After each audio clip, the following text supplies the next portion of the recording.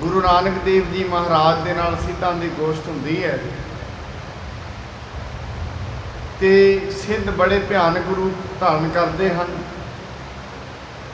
ਅਤੇ नेड़े बैठे जिन्नी भी संगत है उन्होंने डराउण का यतन करते हैं। पर गुरु महाराज जी भाई अजीते नूं कहंदे ने वाहिगुरु का नाम लैके चारों तरफ एक लैन खिंच दो, इस तो अंदर ये नहीं आ सकती। सिद्धां का कोई भी बाण कोई भी शक्ति महाराज के उत्ते नहीं चलती, उन्हों हार जाते हैं। तो हार के हुण ज्ञान दे नाल गुरु साहब जी नाल चर्चा करनी चाहते हैं। सो आओ हुण जिवें अगे एक कथा चलेगी, बड़े प्यार सत्कार दे नाल असीं श्रवण करिए। कथा आरंभ करन तो पहला एक बारी मूल मंत्र दे विच बोलिए, सतनाम श्री वाहिगुरु साहिब जी। सीतन युत अचरज नर नारी, ए बालक बहु पर उपकारी।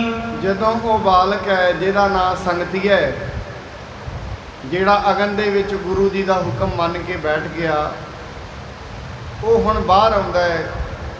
गुरु जी उन्होंने कहते हैं, संगतिया दस मंगना की है, तेरी जो भी इच्छा है, जो भी तेनों चाहिए तेनों असीं दे दिंदे हां।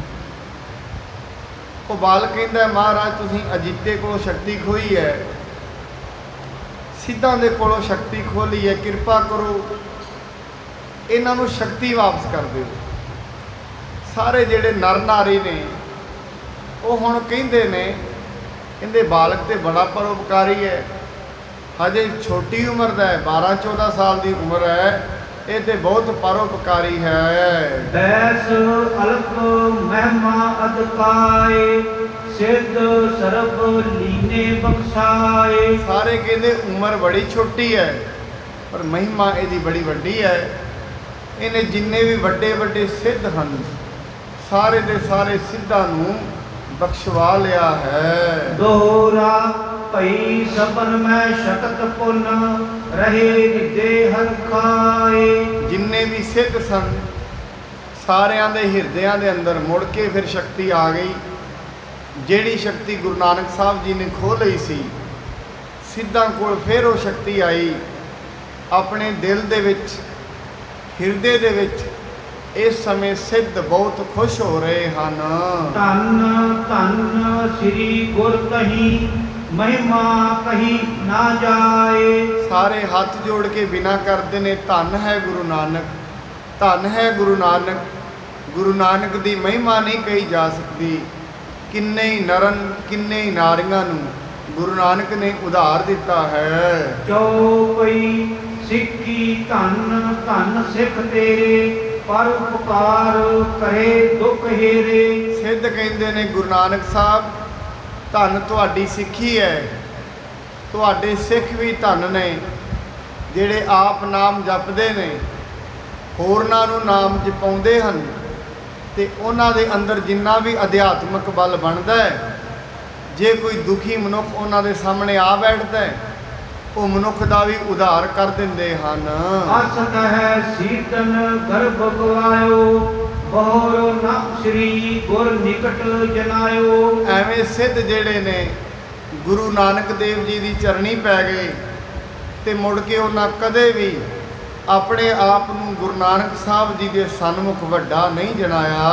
भई शांत दुर्मत सब नासी, कह पुरख तुम हो अविनाशी।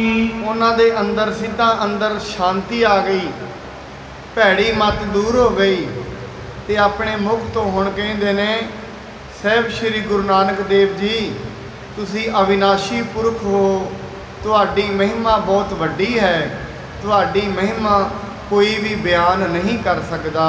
उस्तत करके अनेक प्रकारा, उन बूझन हित बचन उचारा। उन्हां महाराज जी की बड़ी उस्तत की, बड़े शरधा दे बोल, उस्तति दे बोल उन्हां गुरु जी के सामने बोले।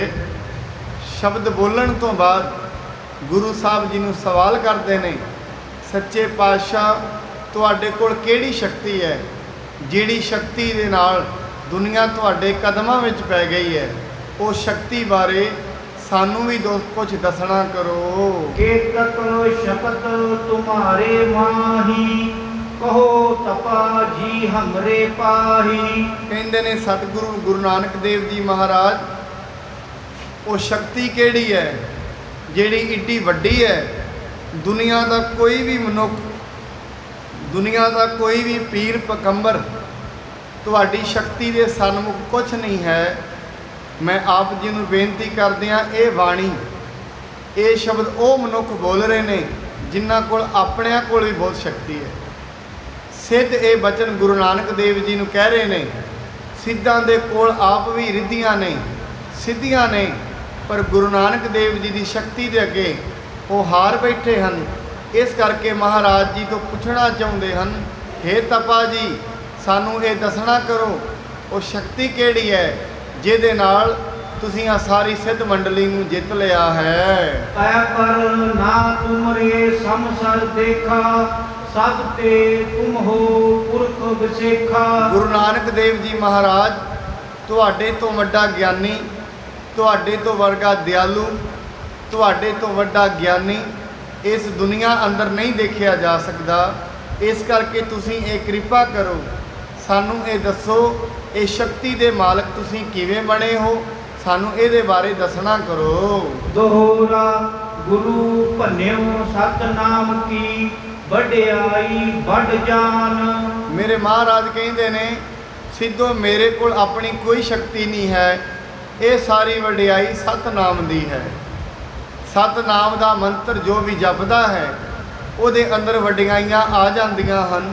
ਮੇਰੇ ਕੋਲ ਕੋਈ ਵਡਿਆਈ ਨਹੀਂ, ਇਹ ਜਿੰਨੀ ਵੀ ਵਡਿਆਈ ਹੈ ਇਹ ਸਤਨਾਮ ਅਕਾਲ ਪੁਰਖ ਵਾਹਿਗੁਰੂ ਜੀ ਦੀ ਹੈ। ਏਕ ਓੰਕਾਰ ਅਪਾਰ ਪ੍ਰਭ, ਪੂਰਨ ਕਿਰਪਾ ਨਿਧਾਨ। ਏਕ ਓੰਕਾਰ ਆਕਾਰ ਪ੍ਰਭੂ ਜੀ ਬੜੇ ਪੂਰਨ ਹਨ, ਉਹ ਹਮੇਸ਼ਾ ਕਿਰਪਾ ਕਰਦੇ ਹਨ।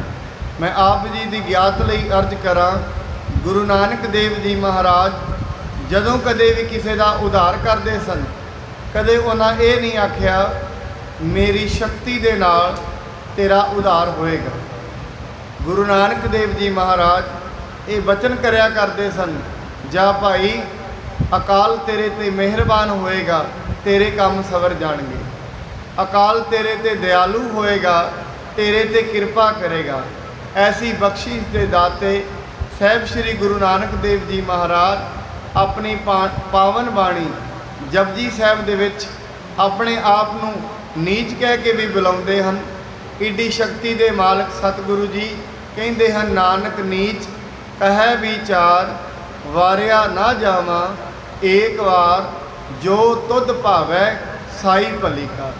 ਪਰਮਾਤਮਾ, ਮੇਰੇ ਅੰਦਰ ਕੋਈ ਬਲ ਨਹੀਂ, ਕੋਈ ਸ਼ਕਤੀ ਨਹੀਂ, ਕੋਈ ਗਿਆਨ ਨਹੀਂ, ਤੇਰੀ ਕਿਰਪਾ ਦੇ ਨਾਲ ਹੀ ਮੈਨੂੰ ਇਹ ਦੁਨੀਆ ਵਿੱਚ ਵਡਿਆਈ ਮਿਲੀ ਹੈ। ਇਸ ਕਰਕੇ ਜੋ ਵੀ ਤੈਨੂੰ ਚੰਗਾ ਲੱਗਦਾ ਹੈ ਇਹ ਤੇਰੀਓ ਹੀ ਵਡਿਆਈ ਹੈ। ਚਉਪਈ ਜੇਵਡ ਸਾਹਿਬ ਤੇਵਡ ਦਾਤ, ਕਬਹੂ ਪਾਰ ਨਾ ਪਾਇਓ ਜਾਤ। ਮਹਾਰਾਜ ਕਹਿੰਦੇ ਨੇ, ਇਸ ਕਰਕੇ ਸਿੱਧੋ ਜਿੱਡਾ ਵੱਡਾ ਸਾਹਿਬ ਹੁੰਦਾ ਹੈ, ਕਿੱਡਾ ਵੱਡਾ ਹੈ ਸਾਹਿਬ। ਤੁਸੀਂ ਆਪਣੇ ਆਪ ਦੇ ਹੰਕਾਰ ਵਿੱਚ ਸਾਂ, ਮੈਂ ਆਪਣੀ ਸਾਰੀ ਸ਼ਕਤੀ ਪਰਮਾਤਮਾ ਨੂੰ ਮੰਨਦਾ, ਫਿਰ ਜਿੱਡਾ ਵੱਡਾ ਪਰਮਾਤਮਾ ਹੈ। ਜੇਵੜ ਆਪ ਤੇਵੜ ਤੇਰੀ ਰਾਤ, ਜਿਨ ਦਿਨ ਕਰਕੇ ਕੀਤੀ ਰਾਤ। ਪਰਮਾਤਮਾ ਆਪ ਹੀ ਬਹੁਤ ਵੱਡਾ ਹੈ, ਫਿਰ ਉਹਦੀਆਂ ਦਾਤਾਂ ਵੀ ਬੜੀਆਂ ਵੱਡੀਆਂ ਨੇ। ਜਿੱਡਾ ਵੱਡਾ ਮਾਲਕ ਹੁੰਦਾ ਹੈ, ਉੱਡੀਆਂ ਵੱਡੀਆਂ ਹੀ ਉਹਦੀਆਂ ਦਾਤਾਂ ਹਨ। ਇਸ ਕਰਕੇ ਤੁਸੀਂ ਮੈਨੂੰ ਸ਼ਕਤੀ ਦੇ ਬਾਰੇ ਪੁੱਛਦੇ ਹੋ, ਇਹ ਸ਼ਕਤੀ ਮੈਨੂੰ ਕਿੱਥੋਂ ਮਿਲਦੀ ਹੈ? ਮੇਰਾ ਸਾਹਿਬ ਬੜਾ ਵੱਡਾ ਹੈ, ਮੇਰਾ ਦਾਤਾ ਬੜਾ ਵੱਡਾ ਹੈ, ਤੇ ਮੈਨੂੰ ਮਾਣ ਤੇ ਤਾਣ ਉਹਦੇ ਤੇ ਹੈ। ਗੁਰਬਾਣੀ ਦੇ ਵਿੱਚ ਮਹਾਰਾਜ ਕਹਿੰਦੇ ਨੇ, ਇਸ ਕਰਕੇ ਮਨੁੱਖ ਨੂੰ ਜ਼ਿੰਦਗੀ ਵਿੱਚ ਇੱਕ ਕਰਮ ਹਮੇਸ਼ਾ ਕਰਨਾ ਚਾਹੀਦਾ ਹੈ। ਇੱਕ ਆਸ ਜੇ ਰੱਖਣੀ ਹੈ ਉਹ ਪਰਮਾਤਮਾ ਦੀ ਰੱਖਣੀ ਚਾਹੀਦੀ ਹੈ। ਮਹਾਰਾਜ ਪਾਵਨ ਬਾਣੀ 'ਚ ਕਹਿੰਦੇ ਨੇ, ਮੈਂ ਤਾਣ ਦੀ ਬਾਣ ਤੂੰ ਹੈ ਮੇਰੇ ਸਾਹਿਬ। ਮੇਰਾ ਜ਼ੋਰ, ਮੇਰੇ ਕੋਲ ਪਰਿਵਾਰਕ ਬਲ ਨਹੀਂ, ਮੇਰੇ ਕੋਲ ਰਾਜਨੀਤਿਕ ਬਲ ਨਹੀਂ, ਪਰ ਮੇਰਾ ਬਲ ਪਰਮਾਤਮਾ ਤੂੰ ਹੈ। ਤਾਣ ਦਾ ਮਤਲਬ ਹੁੰਦਾ ਹੈ ਜ਼ੋਰ। ਮੇਰੇ ਕੋਲ ਹੋਰ ਕੋਈ ਵੀ ਜ਼ੋਰ ਨਹੀਂ। ਮੈਂ ਤਾਣ ਦੀਵਾਨ ਤੂੰ ਹੈ ਮੇਰੇ ਸਾਹਿਬ, ਮੇਰਾ ਸਾਰਾ ਕੁਝ ਤੂੰ ਹੈ। ਮੈਂ ਤੁਧ ਆਗੇ ਅਰਦਾਸ, ਮੈਂ ਹੋਰ ਥਾਉ ਨਾਹੀ, ਜਿਸ ਪੈ ਕਰੋ ਮਿਨੰਤੀ, ਮੇਰਾ ਦੁੱਖ ਸੁੱਖ ਤੁਝ ਹੀ ਪਾਸ। ਜਿਹੜੇ ਸਿੱਖ ਇੱਡੀ ਦ੍ਰਿੜਤਾ ਦੇ ਨਾਲ ਗੁਰੂ ਨੂੰ ਆਪਣੇ ਸੁੱਖਾਂ ਅਤੇ ਦੁੱਖਾਂ ਦਾ ਦਾਤਾ ਮੰਨ ਲੈਂਦੇ ਹਨ, ਗੁਰੂ ਉਹਨਾਂ ਤੇ ਪਰਮਾਤਮਾ ਉਹਨਾਂ ਤੇ ਕਿਰਪਾ ਕਰਦਾ ਹੈ। ਇਸੇ ਤਰੀਕੇ ਦੇ ਨਾਲ ਮਹਾਰਾਜ ਸਿੱਧਾ ਨੂੰ ਕਹਿੰਦੇ ਹਨ, ਮੇਰਾ ਦਾਤਾ, ਮੈਨੂੰ ਦਾਤਾ ਦੇਣ ਵਾਲਾ ਇੱਕ ਵਾਹਿਗੁਰੂ ਪਰਮੇਸ਼ਰ ਹੈ ਤੇ ਮੈਂ ਉਹਦੇ ਉੱਤੇ ਹੀ ਆਪਣੀ ਆਸ ਰੱਖੀ ਹੋਈ ਹੈ। ਕਰੁਣਾ ਮੈਂ ਨਿਤ ਜੋਤ ਸਰੂਪੰ, ਸਭ ਵਿਦ ਸ੍ਰੀ ਕਰਤਾਰ ਅਨੂਪਮ। ਮੇਰਾ ਜਿਹੜਾ ਦਾਤਾ ਹੈ ਪਰਮਾਤਮਾ ਹੈ, ਗੁਰੂ ਜੀ ਕਹਿੰਦੇ ਹਨ, ਉਹ ਬੜਾ ਕਿਰਪਾਲੂ ਹੈ, ਉਹ ਬੜਾ ਦਿਆਲੂ ਹੈ, ਉਹ ਬੜਾ ਅਨੂਪਮ ਹੈ। ਮੈਂ ਸਵੇਰ ਦੇ ਦੀਵਾਨ ਵਿੱਚ ਵੀ ਆਪ ਜੀ ਨੂੰ ਬੇਨਤੀ ਕਰ ਰਿਹਾ ਸੀ, ਪਰਮਾਤਮਾ ਕਿੱਡਾ ਕੁ ਕਿਰਪਾਲੂ ਹੈ। ਜਿਵੇਂ ਪਰਮਾਤਮਾ ਤੋਂ ਮੂਸਾ ਜੀ ਕਹਿੰਦੇ, ਪਰਮਾਤਮਾ ਦੁਨੀਆ ਨੂੰ ਇੱਕ ਦਿਨ ਵਾਸਤੇ ਰੋਟੀ ਮੈਂ ਦੇਣਾ, ਦੁਨੀਆ ਨੂੰ ਮੈਂ ਚਲਾਵਾਂਗਾ, ਜਿੰਨੇ ਵੀ ਮਨੁੱਖ ਨੇ ਸਾਰਿਆਂ ਨੂੰ ਰੋਟੀ ਮੈਂ ਦੇਵਾਂਗਾ। ਤੇ ਇੱਕ ਦਿਨ ਉਹ ਪਰਮਾਤਮਾ ਕਹਿੰਦੇ ਚਲੋ ਇੱਕ ਦਿਨ ਵਾਸਤੇ ਤੂੰ ਚਲਾ ਲੈ। ਸਾਰਿਆਂ ਨੂੰ ਰੋਟੀ ਮਿਲ ਗਈ। ਪਰਮਾਤਮਾ ਜੀ ਮੂਸਾ ਨੂੰ ਪੁੱਛਦੇ ਨੇ, ਰੋਟੀ ਦੇ ਦਿੱਤੀ ਹੈ ਸਭ ਨੂੰ? ਕਹਿੰਦੇ ਦੇ ਦਿੱਤੀ ਹੈ, ਪਰ ਇੱਕ ਮਨੁੱਖ ਫਿਰ ਵੀ ਰਹਿ ਗਿਆ ਭੁੱਖਾ। ਵਾਹਿਗੁਰੂ ਜੀ ਪਰਮਾਤਮਾ ਜੀ ਕਹਿੰਦੇ ਨੇ, ਮੂਸਾ ਇੱਕ ਮਨੁੱਖ ਰਹਿ ਗਿਆ ਹੈ ਜਿਹਨੂੰ ਰੋਟੀ ਨਹੀਂ ਮਿਲੀ। ਕਹਿੰਦੇ ਪਰਮਾਤਮਾ ਜੀ ਉਹ ਤੇ ਸ਼ਰਾਬੀ ਕਬਾਬੀ ਹੈ, ਮਾੜੇ ਕਰਮ ਸਾਰਾ ਦਿਨ ਕਰਦਾ ਹੈ, ਉਸ ਨੂੰ ਰੋਟੀ ਕਾਹਦੇ ਨਾਂ ਦੀ ਦੇਣੀ ਹੈ? ਮੇਰੇ ਪਰਮਾਤਮਾ ਵਾਹਿਗੁਰੂ ਜੀ ਕਹਿੰਦੇ ਨੇ, ਨਹੀਂ, ਮੇਰੇ ਵਾਸਤੇ ਨਾ ਕੋਈ ਵੈਰੀ ਹੈ ਤੇ ਨਾ ਬੇਗਾਨਾ। ਗੁਰਬਾਣੀ ਇਸ ਸ਼ਬਦ ਨੂੰ ਕਹਿੰਦੀ ਹੈ, ਅਕਿਰਤ ਕਣਾ ਨੂੰ ਪਾਲਦਾ, ਪ੍ਰਭ ਨਾਨਕ ਸਦ ਬਖਸ਼ਿੰਦ। ਪਰਮਾਤਮਾ ਕੈਸਾ ਹੈ? ਭਾਵੇਂ ਉਹਦਾ ਕੋਈ ਨਾਮ ਲਵੇ ਭਾਵੇਂ ਨਾ ਲਵੇ, ਕਦੀ ਉਹਨੇ ਕਿਸੇ ਨਾਲ ਵੈਰ ਨਹੀਂ ਕੀਤਾ। ਉਹਨੇ ਸਭ ਨੂੰ ਰੋਟੀ ਦੇਣੀ ਹੈ, ਦੇ ਰਿਹਾ ਹੈ, ਹਮੇਸ਼ਾ ਸਾਰਿਆਂ ਦੀ ਸਾਰ ਉਹ ਕਰਦਾ ਹੈ। ਭੁੱਖਿਆਂ ਦੁਨੀਆ ਤੇ ਕਿਸੇ ਨੂੰ ਸੌਣ ਨਹੀਂ ਦਿੰਦਾ। ਐਸਾ ਵਾਹਿਗੁਰੂ ਪਰਮਾਤਮਾ ਹੈ। ਮੇਰੇ ਗੁਰੂ ਨਾਨਕ ਦੇਵ ਜੀ ਕਹਿੰਦੇ ਹਨ, ਇਸ ਕਰਕੇ ਸਿੱਧੋ ਮੇਰੀ ਟੇਕ ਮੈਨੂੰ ਦਾਤਾ ਦੇਣ ਵਾਲਾ ਵਾਹਿਗੁਰੂ ਪਰਮਾਤਮਾ ਹੈ, ਔਰ ਜਿਹਦਾ ਸੁਭਾਅ ਦਿਆਲੂ ਹੈ। ਕੋਈ ਉਹਦੇ ਸਾਹਮਣੇ ਕਦੇ ਵੀ ਉਹਨੂੰ ਯਾਦ ਨਾ ਕਰੇ, ਕਦੇ ਵੀ ਉਹਦਾ ਨਾਮ ਨਾ ਲਏ। ਇਹ ਵੀ ਮਹਾਰਾਜ ਕਹਿੰਦੇ ਨੇ, ਕਦੇ ਵੀ ਨਾਮ ਨਾ ਲਿਆ ਹੋਏ, ਕਦੇ ਵੀ ਉਹਨੂੰ ਜਪਿਆ ਨਾ ਹੋਏ, ਪਰ ਜਿੱਦਣ ਤੇਰੇ ਤੇ ਮੁਸ਼ਕਲ ਆਪਣੇ ਉਦਣ ਉਹਨੂੰ ਯਾਦ ਕਰ ਲਈਓ, ਉਦਣ ਵੀ ਸਾਥ ਦੇ ਦੇਗਾ। ਬਾਣੀ ਕਹਿੰਦੀ ਹੈ, ਜਾ ਕੋ ਮੁਸ਼ਕਲ ਅਤ ਬਣੈ ਢੋਈ ਕੋਏ ਨਾ ਦੇ, ਲਾਗੂ ਹੋਏ ਦੁਸ਼ਮਣਾ ਸਾਖ ਪੇ ਭੱਜ ਖਲੇ, ਭੱਜੈ ਸਭੋ ਆਸਰਾ ਚੁੱਕੈ ਸਭ ਅਸਰਾਓ, ਚਿਤ ਆਵੇ ਉਸ ਪਾਰ ਬ੍ਰਹਮ ਲੱਗੈ ਨਾ ਤਤੀ ਵਾਓ। ਕਹਿੰਦੇ ਇਸ ਕਰਕੇ ਤੂੰ ਕਦੇ ਵੀ ਪਰਮਾਤਮਾ ਨੂੰ ਯਾਦ ਨਾ ਕੀਤਾ ਹੋਏ, ਜਿਸ ਦਿਨ ਮੁਸ਼ਕਲ ਆ ਬਣੇ, ਸਾਰੇ ਆਸਰੇ ਸਾਰੇ ਦਰਵਾਜ਼ੇ ਦੁਨੀਆ ਦੇ ਬੰਦ ਹੋ ਜਾਣ, ਉਸ ਦਿਨ ਵੀ ਉਹਨੂੰ ਯਾਦ ਕਰ ਲਈ। ਉਹ ਬੜਾ ਦਿਆਲੂ ਹੈ। ਭਾਵੇਂ ਬਾਲਕ ਜਿੰਨੇ ਮਰਜ਼ੀ ਗਲਤੀਆਂ ਕਰੇ, ਜਿੰਨੀਆਂ ਵਾਰੀ ਮਾਂ ਥੋੜੀ ਨਾ ਚੇਤੇ ਰੱਖਦੀ ਹੈ। ਸੁਤ ਅਪਰਾਧ ਕਰਤ ਹੈ ਜੇਤੇ, ਜਨਨੀ ਚੀਤ ਨਾ ਰਾਖਸ ਤੇਤੇ, ਰਾਮਈਆ ਕਾਹੇ ਨਾ ਖੰਡਸ ਅਵਗੁਣ ਮੇਰਾ। ਕਹਿੰਦੇ ਜਨਨੀ ਸੁੱਤ ਜਿੰਨੇ ਮਰਜ਼ੀ, ਬੱਚਾ ਕਿੰਨੇ ਅਪਰਾਧ ਕਰਦਾ ਹੈ, ਮਾਂ ਕਦੀ ਚੇਤੇ ਰੱਖਦੀ ਹੈ? ਪਰਮੇਸ਼ਰ ਸਾਡਾ ਪਿਤਾ ਵੀ ਹੈ, ਤੂੰ ਮੇਰਾ ਪਿਤਾ, ਤੂੰ ਹੈ ਮੇਰਾ ਮਾਤਾ। ਕਹਿੰਦੇ ਇਸ ਕਰਕੇ ਪਰਮਾਤਮਾ ਸਾਡਾ ਪਿਤਾ ਵੀ ਹੈ, ਮਾਤਾ ਵੀ ਹੈ।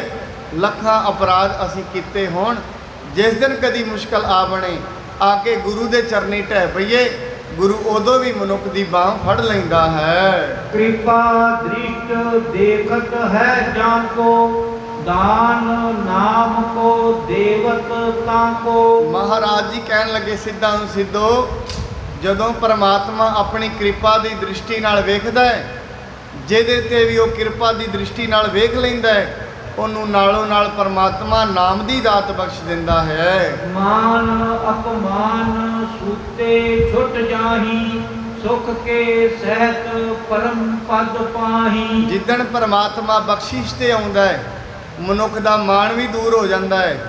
ਅਪਮਾਨ ਵੀ ਦੂਰ ਹੋ ਜਾਂਦਾ ਹੈ। ਨਾਲ ਦੀ ਨਾਲ ਮਹਾਰਾਜ ਕਹਿੰਦੇ ਨੇ ਉਸੇ ਦਿਨ ਵਾਹਿਗੁਰੂ ਪਰਮੇਸ਼ਰ ਮਨੁੱਖ ਨੂੰ ਪਰਮ ਸੁੱਖਾਂ ਦੀ ਦਾਤ ਬਖਸ਼ ਦਿੰਦਾ ਹੈ। ਸਤਿਗੁਰ ਕੀ ਵੱਡੀ ਵਡਿਆਈ, ਭੇਦ ਪਾਰ ਨਹਿ ਪਾਇਓ ਜਾਈ। ਸਤਿਗੁਰ ਦੀ ਵੱਡੀ ਵਡਿਆਈ ਹੈ, ਉਹਦਾ ਪਾਰ ਨਹੀਂ ਪਾਇਆ ਜਾ ਸਕਦਾ। ਕਿੱਡਾ ਵੱਡਾ ਹੈ ਪਰਮਾਤਮਾ। ਮਹਾਰਾਜ ਬਾਣੀ ਦੇ ਵਿੱਚ ਕਹਿੰਦੇ ਨੇ ਕੁਦਰਤ ਕਵਣ ਕਹਾ ਵਿਚਾਰ। ਕੁਦਰਤ ਸ਼ਬਦ ਦਾ ਇੱਥੇ ਮਤਲਬ ਹੈ ਬਲ। ਕੁਦਰਤ ਸ਼ਬਦ ਗੁਰਬਾਣੀ ਦੇ ਵਿੱਚ ਕਈ ਅਰਥਾਂ ਵਿੱਚ ਆਇਆ ਹੈ, ਪਰ ਇੱਥੇ ਜਿਹੜਾ ਅਰਥ ਹੈ ਕੁਦਰਤ ਦਾ, ਉਹ ਅਰਥ ਹੈ ਬਲ। ਮੇਰਾ ਕੀ ਬਲ ਹੈ, ਮੇਰੀ ਕੀ ਸ਼ਕਤੀ ਹੈ, ਮੈਂ ਉਸ ਪਰਮਾਤਮਾ ਦੀ ਵਿਚਾਰ ਕਰ ਸਕਾਂ। ਕਿਉਂ? ਕੁਦਰਤ ਕਵਣ ਕਹਾ ਵਿਚਾਰ, ਵਾਰਿਆ ਨਾ ਜਾਵਾ ਏਕ ਵਾਰ, ਜੋ ਤੁਧ ਭਾਵੈ ਸਾਈ ਭਲੀ ਕਾਰ। ਕਿਉਂਕਿ ਪਰਮਾਤਮਾ ਜਿਹੜਾ ਹੈ ਉਹ ਅਸੰਖ ਹੈ। ਪਰਮਾਤਮਾ ਦੀ ਸ੍ਰਿਸ਼ਟੀ ਦੇ ਅੰਦਰ ਜਪ ਕਰਨ ਵਾਲੇ ਵੀ ਅਸੰਖ ਨੇ, ਪਰਮਾਤਮਾ ਦੀ ਸ੍ਰਿਸ਼ਟੀ ਦੇ ਅੰਦਰ ਤਪ ਕਰਨ ਵਾਲੇ ਵੀ ਅਸੰਖ ਨੇ। ਗਿਣਤੀ ਜਿਹੜੀ ਹੈ ਕਰੋੜ ਹੁੰਦੀ ਹੈ, ਕਰੋੜ ਤੋਂ ਬਾਅਦ ਅਰਬ ਹੁੰਦੀ ਹੈ, ਅਰਬ ਤੋਂ ਬਾਅਦ ਨੀਲ ਹੁੰਦਾ ਹੈ, ਪਦਮ ਹੁੰਦਾ ਹੈ, ਫਿਰ ਸੰਖ ਹੁੰਦਾ ਹੈ। ਸੰਖ ਤਾਂ ਹੀ ਗਿਣਤੀ ਦੁਨੀਆ ਨੇ ਮੰਨੀ ਹੈ, ਪਰ ਗੁਰੂ ਨਾਨਕ ਦੇਵ ਜੀ ਨੇ ਉਹ ਗਿਣਤੀ ਦੇ ਅੱਗੇ ਅਸੰਖ ਲਾ ਦਿੱਤਾ, ਐੜਾ ਲਾ ਦਿੱਤਾ। ਕਹਿੰਦੇ ਸੰਖ ਨਹੀਂ, ਪਰਮਾਤਮਾ ਦੀ ਸ੍ਰਿਸ਼ਟੀ ਦੇ ਅੰਦਰ ਜਪ ਕਰਨ ਵਾਲੇ ਵੀ ਅਸੰਖ ਨੇ। ਅਸੀਂ ਇਸ ਧਰਤੀ ਨੂੰ ਵੇਖਦੇ ਹਾਂ, ਅੱਜ ਦੀ ਸਾਇੰਸ ਇਹ ਮੰਨਦੀ ਹੈ ਕਈ ਰੋਸ਼ਨੀਆਂ ਐਸੀਆਂ ਨੇ ਜਿਨ੍ਹਾਂ ਨੂੰ ਤੁਰਿਆਂ 250 ਸਾਲ ਹੋ ਗਏ ਨੇ, ਕਈਆਂ ਨੂੰ 2-2 ਕਰੋੜ ਸਾਲ ਹੋ ਗਏ ਨੇ, ਅੱਜ ਤਾਈਂ ਉਹਨਾਂ ਦੀ ਰੋਸ਼ਨੀ ਧਰਤੀ ਤੇ ਨਹੀਂ ਆਪਣੀ। ਤਾਂ ਹੀ ਮਹਾਰਾਜ ਜੀ ਨੇ ਕਿਹਾ ਲੱਖਾਂ ਹੀ ਧਰਤੀਆਂ ਨੇ, ਲੱਖਾਂ ਹੀ ਆਕਾਸ਼ ਨੇ, ਇਸ ਕਰਕੇ ਪਰਮਾਤਮਾ ਬੇਅੰਤ ਹੈ ਤੇ ਉਹਦੀ ਵਡਿਆਈ ਵੀ ਬੇਅੰਤ ਹੈ। ਇਸ ਬਿਰਧ ਕਹਿ ਇੱਕ ਕਿਰਪਾ ਨਿਧਾਨਾ, 301 ਸ਼ਲੋਕ ਬਖਾਨਾ। ਇਹ ਗੱਲ ਕਹਿ ਕੇ ਨਾ ਮਹਾਰਾਜ ਜੀ ਨੇ ਸਿੱਧਾਂ ਨੂੰ, ਸੱਚੇ ਪਾਤਸ਼ਾਹ ਨੇ ਇੱਕ ਸ਼ਲੋਕ ਉਚਾਰਨ ਕੀਤਾ ਹੈ। ਇਹ ਸ਼ਲੋਕ ਗੁਰਬਾਣੀ ਦੇ ਵਿੱਚ ਆਉਂਦਾ ਹੈ। ਸ਼ਲੋਕ ਮਹੱਲਾ ਪਹਿਲਾ, ਪਹਿਰਾ ਅਗਨ ਹਿਵੈ ਘਰ ਬਾਧਾ, ਭੋਜਨ ਸਾਰ ਕਰਾਈ। ਇੱਥੇ ਮਹਾਰਾਜੇ ਕਹਿੰਦੇ ਨੇ ਵੀ ਅਸਲ ਦੇ ਵਿੱਚ ਮਨੁੱਖ ਕੋਲ ਬੜੀਆਂ ਵੱਡੀਆਂ ਦਾਤਾਂ ਵੀ ਹੋ ਜਾਣ, ਸਭ ਕੁਝ ਹੋ ਜਾਏ, ਪਰ ਪਰਮਾਤਮਾ ਦਾਤ ਉਦੋਂ ਦਿੰਦਾ ਹੈ ਜਦੋਂ ਉਹਦੀ ਮਰਜ਼ੀ ਹੁੰਦੀ ਹੈ। ਇੱਥੇ ਮਹਾਰਾਜ ਕਹਿੰਦੇ ਨੇ ਪਹਿਰਾ ਅਗਨ, ਮੈਂ ਆਪਣੀ ਜਿਹੜੀ ਪੁਸ਼ਾਕ ਹੈ ਉਹ ਅੱਗ ਦੀ ਬਣਾ ਲਵਾਂ, ਤੇ ਅਸਲ ਦੇ ਵਿੱਚ ਹਿਵੈ ਘਰ ਬਾਧਾ, ਬਰਫ਼ ਦਾ ਮੈਂ ਘਰ ਬਣਾ ਲਵਾਂ। ਭੋਜਨ ਸਾਰ ਕਰਾਈ, ਤੇ ਲੋਹੇ ਨੂੰ ਮੈਂ ਆਪਣਾ ਭੋਜਨ ਬਣਾ ਲਵਾਂ। ਸਗਲੇ ਦੁੱਖ ਪਾਣੀ ਕਰ ਪੀਵਾ, ਧਰਤੀ ਹਾਕ ਚਲਾਈ। ਤੇ ਜਿੰਨੇ ਵੀ ਮੇਰੇ ਕੋਲ ਦੁੱਖ ਹੋਣ, ਸਾਰੇ ਦੁੱਖਾਂ ਨੂੰ ਮੈਂ ਪਾਣੀ ਸਮਝ ਕੇ ਪੀ ਜਾਵਾਂ, ਤੇ ਧਰਤੀ ਨੂੰ ਹਿੱਕ ਕੇ, ਜਿਵੇਂ ਆਪਾਂ ਡੰਗਰਾਂ ਨੂੰ ਹਿੱਕ ਲੈਂਦੇ ਆ, ਹਿੱਕ ਹਿੱਕ ਕੇ ਆਪਣੇ ਅੱਗੇ ਚਲਾਉਣਾ ਸ਼ੁਰੂ ਕਰ ਦੇਵਾਂ। ਧਰ ਤਰਾਜੀ ਅੰਬਰ ਤੋਲੀ, ਪਿੱਛੇ ਟੰਕ ਚੜਾਈ। ਵੱਟੇ ਬਣਾ ਕੇ, ਟੰਕ ਦਾ ਮਤਲਬ ਟੰਕ ਇੱਕ ਇਕਾਈ ਹੈ ਤੋਲ ਦੀ, ਮਣ ਦੀ। ਕਹਿੰਦੇ ਇੱਕ ਸਾਈਡ 'ਚ ਵੱਟੇ ਰੱਖ ਲਵਾਂ, ਇੱਕ ਸਾਈਡ 'ਚ ਅੰਬਰ ਰੱਖ ਲਵਾਂ, ਇੰਨੀ ਸ਼ਕਤੀ ਮੇਰੇ ਕੋਲ ਹੋਏ, ਮੈਂ ਫੜ ਕੇ ਅਸਮਾਨ ਨੂੰ ਹੀ ਤੋਲ ਦਵਾਂ। ਏਵਡ ਵੱਡਾ ਮਾਵਾ ਨਾਹੀ, ਸਭ ਸੈ ਨੱਥ ਚਲਾਈ। ਏਡਾ ਵੱਡਾ ਮੈਂ ਦੁਨੀਆ ਦੇ ਵਿੱਚ ਬਣ ਜਾਵਾਂ, ਮਾਵਾ ਹੀ ਨਾ, ਦੁਨੀਆ ਦੇ ਵਿੱਚ ਏਡਾ ਵੱਡਾ ਬਣ ਜਾਵਾਂ, ਕੋਈ ਮੇਰੇ ਬਰਾਬਰ ਦਾ ਹੀ ਨਾ ਹੋਏ। ਏਵਡ ਵੱਡਾ, ਏਵਡ ਵੱਡਾ, ਮਾਵਾ ਨਾਹੀ, ਸਭ ਸੈ ਨੱਥ ਚਲਾਈ। ਸਾਰੀ ਦੁਨੀਆ ਨੂੰ ਮੈਂ ਨੱਥ ਪਾ ਲਵਾਂ, ਤੇ ਆਪਣੀ ਨੱਥ ਦੇ ਜ਼ੋਰ ਤੇ ਮੈਂ ਦੁਨੀਆ ਨੂੰ ਚਲਾਵਾਂ। ਏਤਾ ਤਾਨ ਹੋਵੇ ਮਨ ਅੰਦਰ, ਕਰੀ ਭੇ ਆਖ ਕਰਾਈ। ਏਡਾ ਵੱਡਾ ਤਾਣ, ਇੰਨੀ ਸ਼ਕਤੀ ਮੇਰੇ ਕੋਲ ਹੋਏ, ਦੁਨੀਆ ਮੇਰੇ ਕਹਿਆਂ ਤੇ ਚੱਲੇ। ਮਹਾਰਾਜ ਕਹਿ ਰਹੇ ਨੇ ਏਡੀ ਵੱਡੀ ਮਨੁੱਖ ਦੇ ਕੋਲ ਸ਼ਕਤੀ ਹੋ ਜਾਵੇ, ਦੁਨੀਆ ਉਹਦੇ ਕਹਿਣ ਤੇ ਚੱਲੇ, ਜੋ ਵੀ ਗੱਲ ਉਹ ਕਹੇ ਦੁਨੀਆ ਉਹਦੇ ਕਹਿਣ ਤੇ ਹੀ ਕਰਦੀ ਰਵੇ। ਜੇਵਡ ਸਾਹਿਬ ਤੇਵਡ ਦਾਤੀ, ਦੇ ਦੇ ਕਰੇ ਰਜਾਈ। ਕਹਿੰਦੇ ਇਸ ਕਰਕੇ ਜਿੱਡਾ ਵੱਡਾ ਸਾਹਿਬ ਹੁੰਦਾ ਹੈ, ਉੱਡੀਆਂ ਵੱਡੀਆਂ ਹੀ ਸਾਹਿਬ ਦਾਤਾਂ ਦਿੰਦਾ ਹੈ, ਪਰ ਦਿੰਦਾ ਕਦੇ ਦੇ ਦੇ ਕਰੇ ਰਜਾਈ। ਆਪਣੀ ਨਜ਼ਰ ਦੇ ਵਿੱਚ, ਆਪਣੀ ਕਿਰਪਾ ਦੇ ਅੰਦਰ, ਆਪਣੇ ਭਾਣੇ ਦੇ ਅੰਦਰ ਮਨੁੱਖ ਨੂੰ ਦਾਤ ਦਿੰਦਾ ਹੈ। ਗੁਰਬਾਣੀ ਦੇ ਵਿੱਚ ਮਹਾਰਾਜ ਜੀ ਕਹਿੰਦੇ ਨੇ ਪਰਮਾਤਮਾ ਦੀ ਇੱਕ ਸਿਫਤ ਸਲਾਹ ਇਹ ਵੀ ਹੈ, ਜੇ ਉਹਨੇ ਕਿਸੇ ਨੂੰ ਕੁਝ ਦੇਣਾ ਹੈ, ਅੱਜ ਤਾਈਂ ਉਹਨੇ ਕਦੀ ਕਿਸੇ ਨੂੰ ਪੁੱਛਿਆ ਨਹੀਂ। ਜੇ ਉਹਨੇ ਗਰੀਬ ਨੂੰ ਅਮੀਰ ਕਰਨਾ ਹੈ, ਕਦੀ ਉਹਨੇ ਕਿਸੇ ਪਿੰਡ ਵਾਲੇ ਦੀ ਸਲਾਹ ਨਹੀਂ ਲਈ ਕਿਸੇ ਸ਼ਹਿਰ ਵਾਲੇ ਦੀ ਸਲਾਹ ਨਹੀਂ ਲਈ। ਉਹ ਆਪਣੀ ਕਿਰਪਾ ਤੇ ਆਉਂਦਾ ਹੈ, ਆਪਣੀ ਮਰਜ਼ੀ ਤੇ ਆਉਂਦਾ ਹੈ। ਕਹਿੰਦੇ ਜਿਹੜੇ ਕੱਖਾਂ 'ਤੇ ਬੈਠੇ ਨੇ ਲੱਖਾਂ ਦੇ ਬਣਾ ਦਿੰਦਾ ਹੈ। ਆਪਣੀ ਕਿਰਪਾ ਦੇ ਵਿੱਚ ਆਉਂਦਾ ਹੈ, ਆਪਣੀ ਨਜ਼ਰ ਦੇ ਵਿੱਚ ਆਉਂਦਾ ਹੈ। ਜਿਹੜੇ ਲੱਖਾਂ ਦੇ ਬੈਠੇ ਨੇ ਉਹਨਾਂ ਨੂੰ ਕੱਖਾਂ 'ਤੇ ਬਣਾ ਦਿੰਦਾ ਹੈ। ਇਸ ਕਰਕੇ ਮਹਾਰਾਜ ਕਹਿੰਦੇ ਨੇ ਬੀਓ ਪੂਛ ਨਾ ਮਸਲਤ ਧਰੈ। ਪਰਮਾਤਮਾ ਐਸਾ ਹੈ, ਕਦੀ ਕਿਸੇ ਨੂੰ ਉਹਨੇ ਪੁੱਛਿਆ ਨਹੀਂ ਵੀ ਲੋਕੋ ਮੈਂ ਕੁਝ ਕਰਨ ਲੱਗਾ, ਮੈਂ ਤੁਹਾਨੂੰ ਪੁੱਛ ਕੇ ਉਹਨੂੰ ਦਾਤ ਦੇਵਾਂ ਕਿ ਨਾ ਦੇਵਾਂ। ਨਾ, ਬੀਓ ਪੂਛ ਨਾ ਮਸਲਤ ਧਰੈ। ਜੋ ਕੁਛ ਕਰੈ ਸੋ ਆਪੇ ਕਰੈ। ਜੋ ਕੁਛ ਵੀ ਉਹ ਕਰਦਾ ਹੈ ਉਹ ਆਪਣੇ ਆਪ ਹੀ ਕਰਦਾ ਰਹਿੰਦਾ ਹੈ। ਨਾਨਕ ਨਦਰ ਕਰੇ ਜਿਸ ਉਪਰ ਸੱਚ ਨਾਮ ਵਡਿਆਈ। ਮਹਾਰਾਜ ਕਹਿੰਦੇ ਜਿਹਦੇ ਤੇ ਪਰਮਾਤਮਾ ਸਿੱਧਾ ਨੂੰ ਕਹਿ ਰਹੇ ਨੇ ਸਿੱਧੋ, ਜੇ ਤੇ ਪਰਮਾਤਮਾ ਕਿਰਪਾ ਨਿਧਾਨ ਹੁੰਦਾ ਹੈ ਉਹਨੂੰ ਫਿਰ ਕਿਹੜੀ ਦਾਤ ਬਖਸ਼ਦਾ ਹੈ? ਨਾਮ ਜਪਣ ਦੀ, ਸੱਚ ਨਾਮ ਦੀ, ਸਤ ਸੰਗਤ ਦੀ ਦਾਤ ਉਹਨੂੰ ਬਖਸ਼ ਦਿੰਦਾ ਹੈ। ਤਾਂ ਹੀ ਮਹਾਰਾਜ ਨੇ ਜਪਜੀ ਸਾਹਿਬ 'ਚ ਬਚਨ ਕਿਹਾ ਹੈ, ਜਿਸ ਨੂੰ ਬਖਸ਼ੇ ਸਿਫਤ ਸਲਾਹ ਨਾਨਕ ਪਾਤਸ਼ਾਹੀ। ਪਾਤਸ਼ਾਹ ਜਿਹੜੇ ਮਨੁੱਖ ਨੂੰ ਪਰਮਾਤਮਾ ਨੇ ਸਿਫਤ ਸਲਾਹ ਦੀ ਦਾਤ ਬਖਸ਼ ਦਿੱਤੀ ਹੈ, ਇਹ ਤੋਂ ਵੱਡੀ ਦਾਤ ਦੁਨੀਆ ਤੇ ਨਹੀਂ। ਕਿਉਂ ਨਹੀਂ? ਕਿਉਂਕਿ ਦੁਨੀਆ ਦੇ ਉੱਤੇ ਜਿੰਨੀਆਂ ਵੀ ਰਿੱਧੀਆਂ ਨੇ, ਸਿੱਧੀਆਂ ਨੇ, ਇਹ ਸਾਰੀਆਂ ਨਾਮ ਦੀਆਂ ਹੀ ਪ੍ਰਕਰਮਾਂ ਕਰਦੀਆਂ ਨੇ। ਆਪ ਜੀ ਕਦੀ ਵੇਖ ਲੈਣਾ, ਜਿਹੜੇ ਮਨੁੱਖਾਂ ਨੇ ਨਾਮ ਜਪਿਆ ਦੁਨੀਆ ਤੇ, ਉਹ ਜੇ ਕਿਸੇ ਨੂੰ ਸਹਿ ਸੁਭਾਏ ਵੀ ਉਹਨਾਂ ਕੁਝ ਕਹਿ ਦਿੱਤਾ, ਉਹਦੀ ਚੜ੍ਹਦੀ ਕਲਾਈ ਹੋ ਗਈ। ਜੇ ਉਹਨਾਂ ਸਹਿ ਸੁਭਾਏ ਕੁਝ ਕਹਿ ਦਿੱਤਾ, ਮੈਂ ਇਵੇਂ ਕਹਿ ਦਿਆਂ ਪੰਜੋਖਰਾ ਸਾਹਿਬ ਦੀ ਧਰਤੀ ਹੈ, ਸਹਿ ਸੁਭਾਏ ਛੱਜੂ ਨੂੰ ਕਹਿ ਦਿੱਤਾ ਛੱਜੂ ਗੀਤਾ ਦੇ ਅਰਥ ਕਰਦੇ। ਛੱਜੂ ਏਡਾ ਵੱਡਾ ਵਿਦਵਾਨ ਬਣਿਆ, ਲਾਲ ਚੰਦ ਵਰਗੇ ਕੋਲ ਵੇਖਦੇ ਨੇ, ਐਸੇ ਅਰਥ ਛੱਜੂ ਨੇ ਕਰ ਦਿੱਤੇ ਜਿਹੜੇ ਕਦੇ ਸੁਣੇ ਹੀ ਨਾ। ਇਹ ਸਹਿ ਸੁਭਾਏ ਦੀ ਗੱਲ ਹੈ।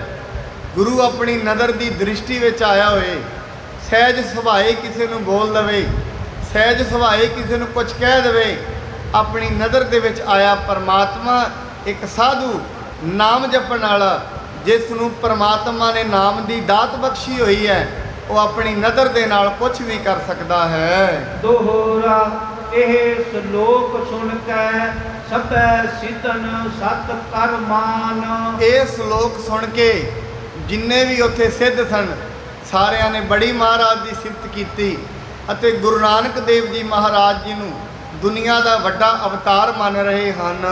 ਗੋਰਖ ਖਾਦ ਤੇ ਦੀਨ ਹਵੈ ਬੰਦੇ ਜੋਰਤ ਪਾਨ। ਗੋਰਖ ਅਤੇ ਹੋਰ ਵੀ ਜਿੰਨੇ ਸਿੱਧ ਨੇ, ਉਹ ਸਾਰੇ ਹੱਥ ਜੋੜ ਕੇ ਮਹਾਰਾਜ ਦੇ ਅੱਗੇ ਖਲੋ ਗਏ ਤੇ ਹੱਥ ਜੋੜ ਕੇ ਮਹਾਰਾਜ ਜੀ ਨੂੰ ਦੀਨ ਹੋ ਕੇ ਬੇਨਤੀਆਂ ਕਰ ਰਹੇ ਹਨ। ਜੋ ਕੋਈ ਅਪਰ ਸਿੱਧ ਸਭ ਬਿਨੈ ਅਲਾਵੈ ਭੰਗਰ ਨਾਥ ਨਾ ਸੀਸ ਨਿਵਾਵੈ। ਜਿੰਨੇ ਸਿੱਧ ਨੇ ਸਾਰੇ ਦੇ ਸਾਰੇ ਸਿੱਧ ਸੱਚੇ ਪਾਤਸ਼ਾਹ ਜੀ ਮਹਾਰਾਜ ਜੀ ਨੂੰ ਨਮਸਕਾਰਾਂ ਕਰ ਰਹੇ ਹਨ। ਸੱਚੇ ਪਾਤਸ਼ਾਹ ਜੀ ਮਹਾਰਾਜ ਦੀ ਪਰਿਕਰਮਾ ਕਰਦੇ ਹਨ। ਪਰ ਉਹਨਾਂ ਦੇ ਵਿੱਚ ਹਜੇ ਵੀ ਇੱਕ ਸਿੱਧ ਹੈ ਜਿਹੜਾ ਗੁਰੂ ਨਾਨਕ ਸਾਹਿਬ ਦੀ ਮਹਿਮਾ ਨੂੰ ਨਹੀਂ ਜਾਣ ਸਕਿਆ। ਉਹਦਾ ਨਾਮ ਹੈ ਭੰਗਰਨਾਥ। ਉਹ ਹਜੇ ਵੀ ਗੁਰੂ ਸਾਹਿਬ ਜੀ ਨੂੰ ਸੀਸ ਨਹੀਂ ਝੁਕਾ ਰਿਹਾ। ਇਸ ਵਿਦ ਬਚਨ ਕਹਿਤ ਭਾ ਤਬਹੀ ਪਸ਼ਚਮ ਸੁਰ ਸੁਰ ਸੁਰ ਸੁਰ ਬਹੀ ਨਾ ਕਬਹੀ। ਅਸਲ ਦੇ ਵਿੱਚ ਉਹ ਕਹਿੰਦਾ ਹੈ, ਇਹ ਗੁਰੂ ਨਾਨਕ ਦੇਵ ਜੀ ਮਹਾਰਾਜ, ਕਦੇ ਤੁਸੀਂ ਵੇਖਿਆ ਗੰਗਾ ਪੱਛਮ ਵੱਲ ਵਹੀ ਹੋਏ? ਕਹਿੰਦੇ ਨਹੀਂ, ਗੰਗਾ ਪੱਛਮ ਵੱਲ ਨਹੀਂ ਵਹਿ ਸਕਦੀ। ਅਸੀਂ ਬੜੇ ਵੱਡੇ ਸਿੱਧ ਹਾਂ, ਅਸੀਂ ਤੁਹਾਡੇ ਪੈਰੀ ਨਹੀਂ ਪੈ ਸਕਦੇ। ਅਸਤ ਨਾ ਪ੍ਰਾਚੀ ਸਵੇਤਾ ਭਇਓ ਪਾਰ ਧਾਰ ਪੰਖ ਨਾ ਮੇਰ ਉਡਿਓ। ਕਦੀ ਵੀ ਕਹਿੰਦੇ ਮਹਾਰਾਜ ਨੂੰ, ਕਹਿੰਦੇ ਕਦੇ ਤੁਸੀਂ ਵੇਖਿਆ ਸੂਰਜ ਕਦੀ ਪੂਰਬ ਦੇ ਵੱਲ ਛਿਪਿਆ ਹੋਏ? ਸੂਰਜ ਕਦੀ ਪੂਰਬ ਵੱਲ ਨਹੀਂ ਛਿਪਿਆ। ਕਦੀ ਵੇਖਿਆ ਹੋਏ ਮੇਰ ਪਰਬਤ ਨੇ ਖੰਭ ਲਾ ਕੇ ਕਦੀ ਉੱਡਿਆ ਹੋਏ? ਇਹ ਨਹੀਂ ਹੋ ਸਕਦਾ। ਦੋਵੇਂ ਚੀਜ਼ਾਂ ਅਸੰਭਵ ਹਨ। ਐਵੇਂ ਹੀ ਅਸੀਂ ਸਿੱਧ ਹਾਂ, ਅਸੀਂ ਤੁਹਾਡੇ ਚਰਨੀ ਨਹੀਂ ਪੈ ਸਕਦੇ। ਹਮ ਹੈ ਸਿੱਧ ਜੇ ਗ੍ਰਿਸ਼ਟ ਅਗਾਰੀ ਨਮੋ ਕਰੈ ਅਸੰਯਮ ਭਾਰੀ। ਉਹ ਕਹਿੰਦੇ ਨੇ ਤੁਸੀਂ ਗ੍ਰਿਸ਼ਤੀ ਹੋ, ਤੁਹਾਡੇ ਬੱਚੇ ਹਨ, ਅਸੀਂ ਗ੍ਰਿਸ਼ਤ ਨਹੀਂ ਕੀਤੀ, ਅਸੀਂ ਵੱਡੇ ਹਾਂ ਤੁਹਾਡੇ ਨਾਲੋਂ, ਅਸੀਂ ਬਿੰਦ ਰੱਖਿਆ। ਪਰ ਮਹਾਰਾਜ ਨੇ ਕਿਹਾ, ਬਿੰਦ ਰਾਖ ਜੋ ਤਰੀਏ ਭਾਈ ਖੁਸਰੈ ਕਿਉਂ ਨਾ ਪਰਮਗਤ ਪਾਈ। ਮਹਾਰਾਜ ਜੀ ਨੇ ਆਪਣੀ ਬਾਣੀ 'ਚ 3 ਉਦਾਹਰਨਾਂ ਦਿੱਤੀਆਂ ਨੇ। ਉਹ ਕਹਿੰਦੇ ਨੇ ਅਸਲ ਦੇ ਵਿੱਚ ਜੇ ਮਨੁੱਖ, ਉਹ ਵੱਖਰੀ ਗੱਲ ਹੈ, ਉਹਦੀ ਜ਼ਿੰਦਗੀ ਅੰਦਰ ਸ਼ਾਦੀ ਹੁੰਦੀ ਹੈ ਕਿ ਨਹੀਂ ਹੁੰਦੀ, ਉਹਦੇ ਕਰਮਾਂ ਦਾ ਲੇਖ ਹੈ। ਪਰ ਜੇ ਕੋਈ ਮਨੁੱਖ ਇਵੇਂ ਕਹੇ ਵਿਆਹ ਨਾ ਕਰਾਉਣ ਦੇ ਨਾਲ ਹੀ ਮਨੁੱਖ ਦੁਨੀਆ ਦੇ ਵਿੱਚ ਬੜਾ ਵੱਡਾ ਸਾਧੂ ਬਣ ਜਾਏਗਾ, ਗੁਰੂ ਨਾਨਕ ਸਾਹਿਬ ਕਹਿੰਦੇ ਐਸਾ ਕਦੇ ਨਹੀਂ ਹੋਣਾ। ਜੇ ਐਸਾ ਹੁੰਦਾ ਫਿਰ ਖੁਸਰੇ ਸਭ ਤੋਂ ਵੱਡੇ ਬ੍ਰਹਮ ਗਿਆਨੀ ਬਣਦੇ। ਬਾਣੀ ਕਹਿੰਦੀ ਹੈ ਬਿੰਦ ਰਾਖ ਜੋ ਤਰੀਐ ਭਾਈ, ਖੁਸਰੈ ਕਿਉਂ ਨਾ ਪਰਮ ਗਤ ਪਾਈ। ਖੁਸਰਿਆਂ ਨੂੰ ਪਰਮ ਗਤੀ ਕਿਉਂ ਨਹੀਂ ਮਿਲੀ? ਗੁਰੂ ਮਹਾਰਾਜ ਜੀ ਉਹਨਾਂ ਨੂੰ ਕਹਿੰਦੇ ਨੇ ਸਿੱਧ ਨੇ ਆਪਣੇ ਮਨ ਦੇ ਅੰਦਰ ਇਹ ਗੱਲ ਬਣਾ ਲਈ ਹੈ, ਸੱਚੇ ਪਾਤਸ਼ਾਹ ਤੁਸੀਂ ਗ੍ਰਸਤੀ ਹੋ ਤੇ ਅਸੀਂ ਜਪੀ ਤਪੀ ਹਾਂ, ਅਸੀਂ ਆਪਣੇ ਘਰ-ਬਾਰ ਛੱਡੇ ਨੇ, ਅਸੀਂ ਗ੍ਰਸਤੀਆਂ ਦੇ ਪੈਰੀ ਨਹੀਂ ਪੈਣਾ।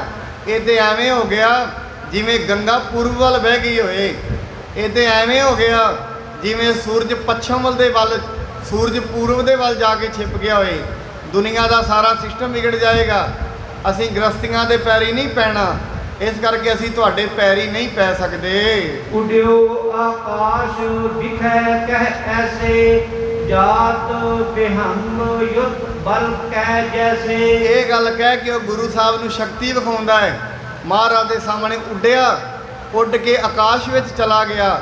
ਜਿਵੇਂ ਪੰਛੀ ਆਕਾਸ਼ ਦੇ ਵਿੱਚ ਉੱਡਦੇ ਨੇ, ਭੰਗਰਨਾਥ ਇਵੇਂ ਆਕਾਸ਼ ਦੇ ਵਿੱਚ ਉੱਡ ਰਿਹਾ ਹੈ। ਸ੍ਰੀ ਨਾਨਕ ਲਖ ਗਰਭ ਸਮੇਤਾ, ਕੌਂਸ ਉਡਾਈ ਗੋਵਨ ਹੇਤਾ। ਮਹਾਰਾਜ ਨੇ ਵੇਖਿਆ ਇਹ ਤੇ ਬਹੁਤ ਵੱਡਾ ਹੰਕਾਰ ਕਰ ਰਿਹਾ ਹੈ, ਇਹ ਤੇ ਹੰਕਾਰੀ ਹੋ ਗਿਆ ਹੈ, ਕਿਉਂਕਿ ਅਸਲ ਦੇ ਵਿੱਚ ਪਰਮਾਤਮਾ ਦਾ ਤੇ ਹੰਕਾਰੀਆਂ ਦਾ ਸਦਾ ਤੋਂ ਵੈਰ ਰਿਹਾ ਹੈ।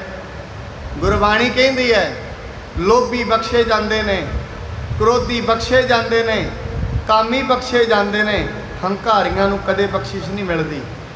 ਆਪ ਜੀ ਹੁਣ ਜਦੋਂ ਰਹਿਰਾਸ ਸਾਹਿਬ ਜੀ ਦੀ ਬਾਣੀ ਪੜ੍ਹਦੇ ਹੋ, ਮਹਾਰਾਜ ਕਹਿੰਦੇ ਨੇ ਹੰਕਾਰੀਆਂ ਨਿੰਦਕਾਂ ਪਿੱਠ ਦੇ, ਨਾਮ ਦਿਓ ਮੁਖ ਲਾਇਆ। ਪਰਮਾਤਮਾ ਕਿਰਪਾ ਕਰਦਾ ਹੈ, ਹੰਕਾਰੀਆਂ ਨੂੰ ਪਿੱਠ ਦਿੰਦਾ ਹੈ। ਕਿਉਂਕਿ ਪਰਮਾਤਮਾ ਦਾ ਜੇ ਦੁਨੀਆ ਤੇ ਵੈਰ ਕਿਸੇ ਨਾਲ ਹੈ, ਉਹ ਹੰਕਾਰੀਆਂ ਨਾਲ ਹੈ, ਹੋਰ ਕਿਸੇ ਨਾਲ ਨਹੀਂ। ਕਿਉਂਕਿ ਹੰਕਾਰੀ ਕਹਿੰਦਾ ਹੈ ਮੈਂ ਹਾਂ, ਪਰਮਾਤਮਾ ਨਹੀਂ। ਪਰ ਵਾਹਿਗੁਰੂ ਪਰਮਾਤਮਾ ਨੂੰ ਇਹ ਚੰਗਾ ਨਹੀਂ ਲੱਗਦਾ। ਹਰਨਾਕਸ਼ ਵਰਗਿਆਂ ਨੇ ਕਿਹਾ ਜਲੇ ਹਰਨਾਕਸ਼ ਕਹੋ, ਥਲੇ ਹਰਨਾਕਸ਼ ਕਹੋ, ਪਰ ਪਰਮਾਤਮਾ ਨੂੰ ਇਹ ਚੰਗਾ ਨਾ ਲੱਗਿਆ। ਪ੍ਰਹਿਲਾਦ ਨੇ ਕਿਹਾ ਨਹੀਂ ਹਰਨਾਕਸ਼ ਜੀ, ਜਲੇ ਹਰਨਾਕਸ਼ ਨਹੀਂ, ਥਲੇ ਹਰਨਾਕਸ਼ ਨਹੀਂ, ਜਲੇ ਵੀ ਹਰੀ ਹੈ, ਥਲੇ ਵੀ ਹਰੀ ਹੈ, ਆਦ ਵੀ ਹਰੀ ਹੈ, ਜੁਗਾਦ ਵੀ ਹਰੀ ਹੈ, ਅੱਜ ਵੀ ਹਰੀ ਹੈ, ਕੱਲ ਵੀ ਹਰੀ ਹੈ। ਹਰੀ ਤੋਂ ਬਿਨਾ ਦੁਨੀਆ ਤੇ ਕੁਛ ਨਹੀਂ। ਜੇ ਤੂੰ ਕਹੇ ਤੇਰੇ ਵਰਗੇ ਦੁਨੀਆ ਤੇ ਕਈ ਹੋਏ, ਕਈ ਇੱਥੋਂ ਆਪਣਾ ਜ਼ੋਰ ਚਲਾ ਕੇ ਚਲੇ ਗਏ, ਦੁਨੀਆ ਦੇ ਉੱਤੇ ਹਸਤੀ ਸਿਰਫ ਪਰਮਾਤਮਾ ਦੀ ਰਹਿਣੀ ਹੈ। ਭੰਗਰਨਾਥ ਹੰਕਾਰ ਕਰਦਾ ਹੈ, ਹੰਕਾਰ ਕਰਕੇ ਗੁਰੂ ਨਾਨਕ ਦੇ ਅੱਗੇ ਖਲੋਤਾ। ਗੁਰੂ ਨਾਨਕ ਸਾਹਿਬ ਨੇ ਉਹਦਾ ਹੰਕਾਰ ਤੋੜਨ ਦੇ ਲਈ ਆਪਣੀ ਇੱਕ ਖੜਾਮ ਜਿਹੜੀ ਹੈ ਉਹਦੇ ਪਿੱਛੇ ਆਕਾਸ਼ ਦੇ ਵਿੱਚ ਉਡਾ ਦਿੱਤੀ ਹੈ। ਲਗੀ ਜਾਏ ਕੈ ਸੀਸ ਮਝਾਰੀ, ਉਡਿਓ ਬਹੁਰ ਪੀਰਾ ਭੀ ਭਾਰੀ। ਉਹ ਜਿਹੜੀ ਮਹਾਰਾਜ ਦੀ ਖੜਾਮ ਸੀ ਜਾ ਕੇ ਭੰਗਰਨਾਥ ਦੇ ਸਿਰ ਵਿੱਚ ਵੱਜੀ। ਆਕਾਸ਼ ਭੰਗਰਨਾਥ ਦੇ ਸਿਰ ਵਿੱਚ ਬੜੀ ਪੀੜ ਹੋ ਰਹੀ ਹੈ, ਉਹ ਖੜਾਮ ਉਹਦੇ ਪਿੱਛੇ ਪਿੱਛੇ ਹੈ, ਉਹ ਹੋਰ ਅੱਗੇ ਅੱਗੇ ਭੱਜ ਰਿਹਾ ਹੈ। ਇਹ ਤੇ ਉੱਚੀ ਗਈ ਖਰਾਏ, ਸਿਰ ਮੈਂ ਲਾਗੀ ਰਹਿਓ ਬਚਾਏ। ਉਹ ਅੱਗੇ ਅੱਗੇ ਭੱਜਦਾ ਪਿਆ, ਖੜਾ ਫਿਰ ਉਹ ਤੋਂ ਅੱਗੇ ਗਈ, ਪਰ ਐਤਕੀ ਉਹਦੇ ਸਿਰ ਵਿੱਚ ਨਾ ਵੱਜੀ। ਭੰਗਰਨਾਥ ਖੜਾਵ ਨੇ ਪ੍ਰਹਾਰ ਕੀਤਾ, ਇਸ ਪ੍ਰਹਾਰ ਤੋਂ ਬਚ ਗਿਆ ਹੈ। ਜਬ ਥਿਰ ਹੋਵੇ ਪੁਨ ਸਿਰ ਲਾਗੈ, ਹਟੈ ਨਾ ਕਸ ਜੇ ਅਪਰ ਦਿਸ ਭਾਗੈ। ਜਿੱਥੇ ਜਾ ਕੇ ਵੀ ਭੰਗਰਨਾਥ ਖਲੋਂਦਾ ਹੈ, ਜੇ ਖਲੋਣ ਲੱਗਦਾ ਜਾ ਕੇ ਫਿਰ ਉਹਦੇ ਸਿਰ ਦੇ ਵਿੱਚ ਵੱਜਦੀ ਹੈ ਖੜਾਵ, ਦੂਜੀਆਂ ਦਿਸ਼ਾਵਾਂ ਦੇ ਵਿੱਚ ਭੱਜਦਾ ਹੈ। ਮਹਾਰਾਜ ਗੁਰੂ ਨਾਨਕ ਸਾਹਿਬ ਜੀ ਨੇ ਉਹਦਾ ਹੰਕਾਰ ਤੋੜਨ ਦੇ ਲਈ ਖੜਾਵ ਉਹਦੇ ਪਿੱਛੇ ਹੀ ਲਾ ਦਿੱਤੀ ਹੈ। ਜਿੱਥੇ ਜਿੱਥੇ ਵੀ ਭੱਜਦਾ ਹੈ ਖੜਾਵ ਉਹਦੇ ਪਿੱਛੇ ਹੀ ਤੁਰੀ ਜਾਂਦੀ ਹੈ। ਸ੍ਰੀ ਨਾਨਕ ਕੀ ਦਿਸ ਜਬ ਆਵੈ, ਸਿਰ ਤੇ ਕੌਂਸ ਲਗਨ ਹਟ ਜਾਵੈ। ਪਰ ਜਦੋਂ ਭੰਗਰਨਾਥ ਗੁਰੂ ਨਾਨਕ ਵੱਲ ਜੀ ਨੂੰ ਮੂੰਹ ਕਰਦਾ ਹੈ, ਨਾਲੋਂ ਨਾਲ ਖੜਾਮ ਵਜਣੋਂ ਹਟ ਜਾਂਦੀ ਹੈ। ਅਸਲ 'ਚ ਦੁਨੀਆ ਦੀ ਸੱਚਾਈ ਵੀ ਇਹੀ ਹੈ, ਜਦੋਂ ਤਾਈਂ ਮਨੁੱਖ ਦਾ ਗੁਰੂ ਵੱਲੋਂ ਪਿੱਠ ਹੁੰਦੀ ਹੈ, ਉਦੋਂ ਤਾਈਂ ਦੁੱਖਾਂ ਦੇ ਪ੍ਰਹਾਰ ਉਹਨੂੰ ਤੰਗ ਕਰਦੇ ਰਹਿੰਦੇ ਨੇ। ਜਿਸ ਦਿਨ ਮਨੁੱਖ ਦਾ ਮੂੰਹ ਗੁਰੂ ਵੱਲ ਨੂੰ ਹੋ ਜਾਂਦਾ ਹੈ, ਉਸੇ ਦਿਨ ਦੁੱਖ ਉਤੋਂ ਪਿੱਛੇ ਭੱਜ ਜਾਂਦੇ ਨੇ। ਉਦੋਂ ਤਈ ਮਨੁੱਖ ਨੂੰ ਮਹਾਰਾਜ ਕਹਿੰਦੇ ਨੇ, ਕੋਟ ਵਿਗਨ ਤੇ ਸਲਾਗ ਤੇ ਜਿਸ ਚੀਤ ਨਾ ਆਵੇ। ਅਸਲ ਤਈ ਮਨੁੱਖ ਨੂੰ ਵਿਗਨ ਉਦੋਂ ਤੇ ਹੀ ਲੱਗਦੇ ਨੇ ਜਦੋਂ ਤੇ ਰੱਬ ਚਿੱਤ ਨਹੀਂ। ਮੈਂ ਆਪ ਜੀ ਨੂੰ ਪਹਿਲਾਂ ਵੀ ਬੇਨਤੀ ਕੀਤੀ ਹੈ, ਗੁਰਬਾਣੀ ਦੇ ਵਿੱਚ ਦੁਨੀਆ ਦੇ ਵਿੱਚ ਪਰੇਸ਼ਾਨ ਹੋਣ ਦਾ ਵੀ ਇੱਕੋ ਕਾਰਨ ਦੱਸਿਆ ਹੈ ਤੇ ਪਰੇਸ਼ਾਨੀ ਤੋਂ ਬਚਣ ਦਾ ਵੀ ਇੱਕ ਹੀ ਉਪਾਅ ਹੈ। ਦੁਨੀਆ ਵਿੱਚ ਪਰੇਸ਼ਾਨ ਹੋਣ ਦਾ, ਦੁਨੀਆ ਵਿੱਚ ਵਿਘਨ ਲੱਗਣ ਦਾ ਕਾਰਨ ਇੱਕੋ ਦੱਸਿਆ ਗੁਰਬਾਣੀ ਨੇ, ਪਰਮੇਸ਼ਰ ਦੇ ਭੁੱਲਿਆਂ ਵਿਆਪਣ ਸਭੇ ਰੋਗ। ਮਹਾਰਾਜ ਕਹਿੰਦੇ ਨੇ ਪਰਮੇਸ਼ਰ ਦੇ ਭੁੱਲਿਆਂ ਰੋਗ ਵਿਆਪਰਦੇ ਨੇ, ਪਰ ਮਹਾਰਾਜ ਜੀ ਇਹਨਾਂ ਦਾ ਉਪਾਅ ਕੀ ਹੈ? ਮਹਾਰਾਜ ਕਹਿੰਦੇ ਸਰਬ ਰੋਗ ਕਾ ਔਖਦ ਨਾਮ। ਦੁਨੀਆ ਦੇ ਵਿੱਚ ਸਾਰੇ ਰੋਗਾਂ ਦਾ ਇਲਾਜ ਵੀ ਇੱਕੋ ਨਾਮ ਹੀ ਹੈ। ਦੋਵੇਂ ਚੀਜ਼ਾਂ ਦਾ ਮਨੁੱਖ ਦੀ ਪਰੇਸ਼ਾਨੀ ਦਾ ਕਾਰਨ ਪਰਮੇਸ਼ਰ ਤੋਂ ਦੂਰ ਹੋਣਾ ਤੇ ਮਨੁੱਖ ਦੇ ਬਚਾਅ ਦਾ ਕਾਰਨ ਪਰਮੇਸ਼ਰ ਦਾ ਨਾਮ। ਇਸੇ ਕਰਕੇ ਜਦੋਂ ਭੰਗਰਨਾਥ ਗੁਰੂ ਵੱਲ ਨੂੰ ਮੂੰਹ ਕਰਦਾ ਹੈ, ਗੁਰੂ ਸਾਹਿਬ ਵੱਲ ਨੂੰ ਚੱਲਦਾ ਹੈ, ਖੜਾ ਪਿੱਛੇ ਹਟ ਜਾਂਦੀ ਹੈ, ਪਰ ਜਦੋਂ ਗੁਰੂ ਤੋਂ ਮੂੰਹ ਫੇਰਦਾ ਹੈ, ਖੜਾ ਫਿਰ ਉਹਦੇ ਸਿਰ ਵਿੱਚ ਜਾ ਕੇ ਵੱਜਦੀ ਹੈ। ਜਾਣਿਓ ਹਿਰਦੈ ਨਾ ਹਟਿਓ ਕਰਾਉ, ਕਰ ਬਹੁ ਰਹੋ ਚਲਤੋ ਪਾਉ। ਬੜੇ ਉਪਾਅ ਕਰਦਾ ਹੈ, ਆਪਣੀਆਂ ਸ਼ਕਤੀਆਂ ਵਰਤਦਾ ਹੈ, ਖੜਾਅ ਨੂੰ ਨਸ਼ਟ ਕਰਦਿਆਂ, ਖੜਾਵ ਨੂੰ ਮਹਾਰਾਜ ਜੀ ਨੂੰ ਪਿੱਛੇ ਭਜਾਦਿਆਂ, ਪਰ ਉਹਦੀ ਕੋਈ ਵਾਹ ਨਹੀਂ ਚੱਲਦੀ। ਅੱਗੇ ਅੱਗੇ ਆਪ ਤੁਰਿਆ ਫਿਰਦਾ ਹੈ। ਮੇਰੇ ਸੱਚੇ ਪਾਤਸ਼ਾਹ ਦੀ ਖੜਾ ਉਹਦੇ ਪਿੱਛੇ ਪਿੱਛੇ ਜਾ ਰਹੀ ਹੈ। ਪੀਰ ਪਾਏ ਹਿਰਦੇ ਪਛਤਾਨਾ, ਮਿਟਿਓ ਗਰਭ ਬਹੁ ਭਇਓ ਲਜਾਨਾ। ਕਹਿੰਦੇ ਪੀੜ ਬੜੀ ਹੋਣ ਲੱਗੀ ਸਿਰ 'ਚ ਖੜਾ ਵੱਜ ਵੱਜ ਕੇ, ਹੁਣ ਬੜਾ ਲੱਜਿਤ ਹੋ ਰਿਹਾ ਹੈ, ਹੁਣ ਬੜਾ ਪਛਤਾ ਰਿਹਾ ਹੈ, ਸੋਚਦਾ ਹੈ ਮੈਂ ਕਿਉਂ ਨਾ ਜਾ ਕੇ ਗੁਰੂ ਨਾਨਕ ਦੇ ਚਰਨੀ ਪੈ ਜਾਵਾਂ। ਦੋਹਰਾ ਹੋਏ ਦੀਨ ਆਵਤ ਭਇਓ, ਜਹ ਬੇਤੀ ਕੁਲ ਦੀਪ। ਅੰਤ ਦੇ ਵਿੱਚ ਉਹਨੇ ਆਪਣੇ ਮਨ ਦੇ ਵਿੱਚ ਇਹ ਵਿਚਾਰਿਆ, ਮਨਾ ਬੜੀ ਪੀੜ ਗੁਰੂ ਤੋਂ ਬੇਮੁਖ ਹੋ ਕੇ ਸਹਿ ਲਈ ਹੈ, ਕਿਉਂ ਨਾ ਹੁਣ ਚੱਲ ਜਾ ਕੇ ਗੁਰੂ ਨਾਨਕ ਦੇ ਕੋਲ ਚੱਲ। ਹੁਣ ਅੰਤ ਦੇ ਵਿੱਚ ਉਹਨੇ ਫੈਸਲਾ ਕਰ ਲਿਆ, ਜਿੱਥੇ ਗੁਰੂ ਨਾਨਕ ਸਾਹਿਬ ਬੈਠੇ ਸਨ, ਭੰਗਰਨਾਥ ਉੱਡ ਕੇ ਉੱਥੇ ਆ ਕੇ ਬੈਠ ਗਿਆ ਤੇ ਗੁਰੂ ਨਾਨਕ ਸਾਹਿਬ ਨੂੰ ਬਚਨ ਕਹਿੰਦਾ ਹੈ, ਚਰਨ ਕਮਲ ਬੰਧਨ ਕਰੀ, ਬੈਠਿਓ ਹੋਏ ਸਮੀਪ। ਆ ਕੇ ਮਹਾਰਾਜ ਦੇ ਚਰਨਾਂ ਤੇ ਮੱਥਾ ਟੇਕਿਆ ਤੇ ਮੱਥਾ ਟੇਕ ਕੇ ਮਹਾਰਾਜ ਦੇ ਨੇੜੇ ਹੋ ਕੇ ਬੈਠ ਗਿਆ। ਗੋਰਖ ਦੇਖ ਬਚਨ ਕੋ ਕਹੈ, ਇਉ ਕਰਵਾਏ ਬਿਨਾ ਨਾ ਰਹੈ। ਗੋਰਖਨਾਥ ਉਹਦੇ ਕੋਲ ਜਿਹੜੇ ਹੋਰ ਸਿੱਧ ਬੈਠੇ ਨੇ, ਕਹਿੰਦੇ ਤੈਨੂੰ ਪਹਿਲਾਂ ਆਖਿਆ ਸੀ ਬਚ ਜਾ ਗੁਰੂ ਤੋਂ, ਕਹਿੰਦੇ ਪਰ ਤੂੰ ਆਹ ਕੰਮ ਕਰਵਾ ਕੇ ਹੀ ਹਟਣਾ ਸੀ। ਤੈਨੂੰ ਉਦੋਂ ਆਖਿਆ ਸੀ ਇਹ ਭਾਰੀ ਗੁਰੂ ਹੈ, ਜਾਹਰ ਪੀਰ ਜਗਤ ਗੁਰ ਬਾਬਾ, ਇਹ ਪੀਰਾਂ ਦੇ ਪੀਰ ਹਨ, ਇਹ ਜਾਹਰ ਪੀਰ ਹੈ, ਤੂੰ ਇਹਨਾਂ ਤੋਂ ਬਚ ਜਾ, ਇਹਨਾਂ ਦੀ ਅਜ਼ਮਤ ਨੂੰ ਤੂੰ ਨਹੀਂ ਜਾਣਦਾ। ਇਹ ਅਵਤਾਰ ਹਨ ਇਸ ਸਮੇਂ ਦੁਨੀਆ ਦੇ, ਕਲਯੁਗ ਜਿਹਦੇ ਮਹਾਰਾਜ ਗੁਰਬਾਣੀ ਦੇ ਵਿੱਚ ਕਹਿੰਦੇ ਨੇ, ਕਲਯੁਗ ਪ੍ਰਮਾਣ ਨਾਨਕ ਗੁਰ ਅੰਗਦ ਅਮਰ ਕਹਾਇਓ। ਕਹਿੰਦੇ ਅਸਲ ਦੇ ਵਿੱਚ ਕਲਯੁਗ ਦੇ ਪ੍ਰਮਾਣਿਕ ਗੁਰੂ ਗੁਰੂ ਨਾਨਕ ਦੇਵ ਜੀ ਮਹਾਰਾਜ ਹਨ। ਇਹਨਾਂ ਨੇ ਫਿਰ ਅੰਗਦ ਤੇ ਅਮਰ, ਫਿਰ ਗੁਰੂ ਰਾਮਦਾਸ ਜੀ, ਗੁਰੂ ਅਰਜਨ ਦੇਵ ਜੀ ਆਪਣੇ ਆਪ ਨੂੰ ਕਹਾਇਆ। ਤੈਨੂੰ ਮੈਂ ਪਹਿਲਾਂ ਵੀ ਕਹਿ ਰਿਹਾ ਸੀ, ਸਿੱਧ ਕਹਿ ਰਹੇ ਨੇ, ਤੂੰ ਮਾਣ ਨਾ ਕਰ, ਇਹ ਮਾਣ ਤੇਰਾ ਰਹਿਣ ਨਹੀਂ ਦੇਣਗੇ। ਕਲੀ ਕਾਲ ਮੈਂ ਸ਼੍ਰੀ ਕਰਤਾਰਾ, ਨਾਮ ਜਪਾਵਨ ਹਿਤ ਤਨ ਧਾਰਾ। ਇਹ ਕਲਯੁਗ ਦੇ ਅਵਤਾਰ ਹਨ। ਇਹਨਾਂ ਨੇ ਭੱਟ ਤੇ ਇੱਥੋਂ ਤੇ ਹੀ ਕਹਿੰਦੇ ਨੇ, ਕਹਿੰਦੇ ਸੱਚ ਦੁਖ ਤੈ ਮਾਣਿਓ, ਛਲਿਓ ਬਲ ਬਾਵਨ ਭਾਇਓ, ਤ੍ਰੇਤੈ ਤੈ ਮਾਣਿਓ, ਰਾਮ ਰਘੁਵੰਸ਼ ਕਹਾਇਓ, ਦੁਆਪਰ ਕ੍ਰਿਸ਼ਨ ਮੁਰਾਰ ਕੰਸ ਕਿਰਤਾਰਥ ਕੀਓ, ਉਗਰ ਸੈਨ ਕੋ ਰਾਜ ਅਭੈ ਭਗਤਾ ਜਨ ਦਿਓ, ਕਲਯੁਗ ਪ੍ਰਮਾਣ ਨਾਨਕ ਗੁਰ ਅੰਗਦ ਅਮਰ ਕਹਾਇਓ। ਕਹਿੰਦੇ ਇਸ ਕਰਕੇ ਕਲਯੁਗ ਦੇ ਵਿੱਚ ਅਵਤਾਰ ਜਿਹੜਾ ਗੁਰੂ ਨਾਨਕ ਸਾਹਿਬ ਨੇ ਧਾਰਿਆ ਤੇ ਇਹ ਦੁਨੀਆ ਦੇ ਉੱਤੇ ਦੁਨੀਆ ਦੇ ਲੋਕਾਂ ਨੂੰ ਨਾਮ ਜਪਾਉਣ ਲਈ ਆਏ ਹਨ। ਇਸ ਕੀ ਸਮਤਾ ਹੋਏ ਨਾ ਕੈਸੇ, ਬੰਧਨ ਕਰੋ ਭਲਾ ਹੋਏ ਜੈਸੇ। ਇਸ ਕਰਕੇ ਉਹ ਕਹਿ ਰਹੇ ਨੇ ਇਹਨਾਂ ਦੀ ਬਰਾਬਰੀ ਨਹੀਂ। ਗੋਰਖਨਾਥ ਕਹਿ ਰਿਹਾ ਹੈ, ਹੇ ਭੰਗਰਨਾਥ, ਇਹਨਾਂ ਦੀ ਬਰਾਬਰੀ ਕੌਣ ਕਰੇਗਾ? ਇਹਨਾਂ ਦੀ ਬਰਾਬਰੀ ਨਹੀਂ ਹੋ ਸਕਦੀ। ਤੇਰਾ ਭਲਾ ਇਸੇ ਚੀਜ਼ ਦੇ ਵਿੱਚ ਹੈ, ਤੂੰ ਇਹਨਾਂ ਦੀ ਸ਼ਰਣੀ ਪੈ ਜਾ। ਤੇਰਾ ਭਲਾ ਇਸੇ ਚੀਜ਼ ਦੇ ਵਿੱਚ ਹੈ, ਤੂੰ ਗੁਰੂ ਨੂੰ ਬਾਰ-ਬਾਰ ਨਮਸਕਾਰ ਕਰਦਾ ਰਿਹਾ ਕਰ। ਇਸ ਕਰਕੇ ਕਈ ਵਾਰੀ ਮੈਂ ਆਪ ਜੀ ਦੇ ਸਾਹਮਣੇ ਸਨਮੁਖ ਬੇਨਤੀ ਕਰਦਾ ਹੁੰਨਾ, ਸਾਧ ਸੰਗਤ ਜੀ, ਮਨੁੱਖ ਨੂੰ ਜਦੋਂ ਵੀ ਆਪਣੇ ਘਰ ਤੋਂ ਤੁਰੇ ਉਦੋਂ ਵੀ ਸ਼ੁਕਰਾਨਾ ਕਰਕੇ ਤੁਰਨਾ ਚਾਹੀਦਾ ਹੈ। ਜਦੋਂ ਵੀ ਇੱਥੋਂ ਜਾਏ ਇਹ ਕਹਿਣਾ ਚਾਹੀਦਾ, ਸੱਚੇ ਪਾਤਸ਼ਾਹ ਤੇਰੀ ਇਹ ਬੜੀ ਵੱਡੀ ਕਿਰਪਾ ਹੋਈ, ਤੂੰ ਮੈਨੂੰ ਸਤ ਸੰਗਤ ਵਿੱਚ ਲੈ ਕੇ ਆਇਆ, ਕਿਰਪਾ ਕਰੀ ਅਗਾਂਹ ਤੋਂ ਤੇਰੀ ਸਤ ਸੰਗਤ ਦੇ ਵਿੱਚ ਐਵੇਂ ਹੀ ਆਉਂਦਾ ਰਵਾਂ।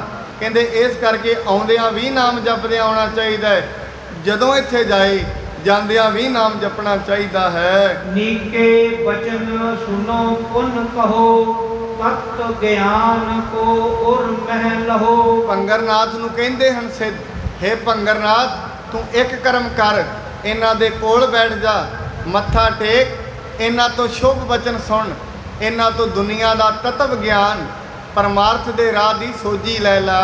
ਪੁਨ ਗੋਰਖ ਗੁਰ ਸੰਗ ਉਚਾਰਾ, ਕਲੀ ਕਾਲ ਮੈਂ ਕਿਆ ਵਰਤਾਰਾ। ਹੁਣ ਗੋਰਖਨਾਥ ਜਿਹੜਾ ਗੁਰੂ ਸਾਹਿਬ ਨੂੰ ਸਵਾਲ ਪੁੱਛਦਾ ਹੈ, ਕਹਿੰਦੇ ਸੱਚੇ ਪਾਤਸ਼ਾਹ ਜੀ ਐਵੇਂ ਦੱਸੋ ਕਲਯੁਗ ਦੇ ਵਿੱਚ ਕੀ ਵਰਤਾਰਾ ਹੈ, ਕਲਯੁਗ ਕੈਸਾ ਹੈ, ਕਲਯੁਗ ਦੀ ਮਹਿਮਾ ਕੀ ਹੈ, ਕਲਯੁਗ ਦੇ ਗੁਣ ਦੋਸ਼ ਕੀ ਹਨ। ਬੈਠੇ ਸਭ ਹੀ ਸਿੱਧ ਸਮੀਪਾ, ਤਬ ਬੋਲੇ ਬੇਦੀ ਕੁਲ ਦੀਪਾ। ਸਾਰੇ ਸਿੱਧ ਜਿਹੜੇ ਸਮੀਪ ਬੈਠੇ ਹੋਏ ਸਨ, ਨੇੜੇ ਬੈਠੇ ਸਨ, ਗੁਰੂ ਸਾਹਿਬ ਜੀ ਹੁਣ ਕਲਯੁਗ ਦਾ ਦੱਸਣ ਲੱਗੇ ਨੇ। ਕਲਯੁਗ ਕੀ ਹੈ, ਕਲਯੁਗ ਦੀ ਵਡਿਆਈ ਕੀ ਹੈ। ਸ਼ਲੋਕ ਮਹੱਲਾ ਪਹਿਲਾ, ਸੱਚ ਕਾਲ ਕੂੜ ਵਰਤਿਆ, ਕਲ ਕਾਲਕ ਬੇਤਾਲ। ਮਹਾਰਾਜ ਕਹਿੰਦੇ ਕਲਯੁਗ ਐਸੀ ਚੀਜ਼ ਹੈ ਜਿੱਥੇ ਸਚਾਈ ਦਾ ਕਾਲ ਪੈ ਜਾਂਦਾ ਹੈ, ਸਚਾਈ ਦਾ ਘਾਟਾ ਪੈ ਜਾਂਦਾ ਹੈ ਦੁਨੀਆ ਦੇ ਵਿੱਚ। ਧਰਤੀ ਦੇ ਇਹੀ ਹੈ, ਇਸੇ ਧਰਤੀ ਤੇ ਹੀ ਸਤਯੁਗ ਵਾਪਰਿਆ, ਹੁਣ ਇਸੇ ਧਰਤੀ ਤੇ ਹੀ ਕਲਯੁਗ ਵਾਪਰਿਆ। ਧਰਤੀ ਦੇ ਵਿੱਚ ਬਦਲਾਅ ਨਹੀਂ, ਸੂਰਜ ਵਿੱਚ ਬਦਲਾਅ ਨਹੀਂ, ਬਦਲਾਅ ਅਸਲ ਦੇ ਵਿੱਚ ਮਨੁੱਖੀ ਸੋਚ ਵਿੱਚ ਹੋ ਗਿਆ। ਮਹਾਰਾਜ ਕਹਿੰਦੇ ਕਲਯੁਗ ਦੇ ਵਿੱਚ ਸਚਾਈ ਦਾ ਕਾਲ ਪੈ ਜਾਂਦਾ ਹੈ, ਸੱਚ ਕਾਲ ਕੂੜ ਵਰਤਿਆ, ਕੂੜ ਪ੍ਰਧਾਨ ਹੋ ਜਾਂਦਾ ਹੈ। ਜਦੋਂ ਮਹਾਰਾਜ ਕਹਿੰਦੇ ਕੂੜ ਫਿਰੇ ਪ੍ਰਧਾਨ ਵੇ ਲਾ ਲਓ, ਕੂੜ ਦੀ ਚੜ੍ਹਾਈ ਹੁੰਦੀ ਹੈ, ਝੂਠੇ ਮਨੁੱਖ ਅੱਗੇ ਚਲੇ ਜਾਂਦੇ ਨੇ, ਪਰ ਅਸਲ ਦੇ ਵਿੱਚ ਐਵੇਂ ਨਹੀਂ ਸਮਝਣਾ ਚਾਹੀਦਾ। ਝੂਠ ਸदैव ਉਜਲ ਰਹਿੰਦਾ, ਉਜਲ ਨਹੀਂ ਰਹੇਗਾ। ਇੱਕ ਦਿਨ ਐਸਾ ਹੁੰਦਾ ਹੈ ਕੂੜ ਨਿਖੁੱਟੇ ਨਾਨਕਾ, ਕੂੜ ਦਾ ਹਸ਼ਰ ਬੜਾ ਮਾੜਾ ਹੁੰਦਾ ਹੈ। ਝੂਠ ਦੀਆਂ ਪਲੰਦੀਆਂ ਬਨ ਕੇ ਮਨੁੱਖ ਅੱਗੇ ਤੇ ਚਲਾ ਜਾਂਦਾ ਹੈ, ਪਰ ਜਿਸ ਦਿਨ ਨਬੇੜਾ ਹੋਣ ਲੱਗਦਾ ਹੈ ਉਸ ਦਿਨ ਸਚਾਈਓ ਹੀ ਉੱਤੇ ਰਹਿੰਦੀ ਹੈ। ਮਹਾਰਾਜ ਕਹਿੰਦੇ ਸੱਚ ਦਾ ਕਾਲ ਪੈ ਜਾਏ, ਕੂੜ ਦਾ ਬੋਲਬਾਲਾ ਹੋ ਜਾਏ, ਕਲ ਕਾਲਕ ਮਨੁੱਖਾਂ ਨੂੰ ਕਲੀ ਦੇ ਅੰਦਰ ਝੂਠ ਦੀ ਕਾਲਖ ਲੱਗ ਜਾਂਦੀ ਹੈ ਤੇ ਉਹਨਾਂ ਦਾ ਜਿਉਣਾ ਬੇਤਾਲਾਂ ਵਰਗਾ ਹੋ ਜਾਂਦਾ ਹੈ। ਖਾਣਾ ਪੀਣਾ ਬੇਤਾਲਾਂ ਵਰਗਾ, ਰਹਿਣੀ ਸਹਿਣੀ ਬੇਤਾਲਾਂ ਵਰਗੀ।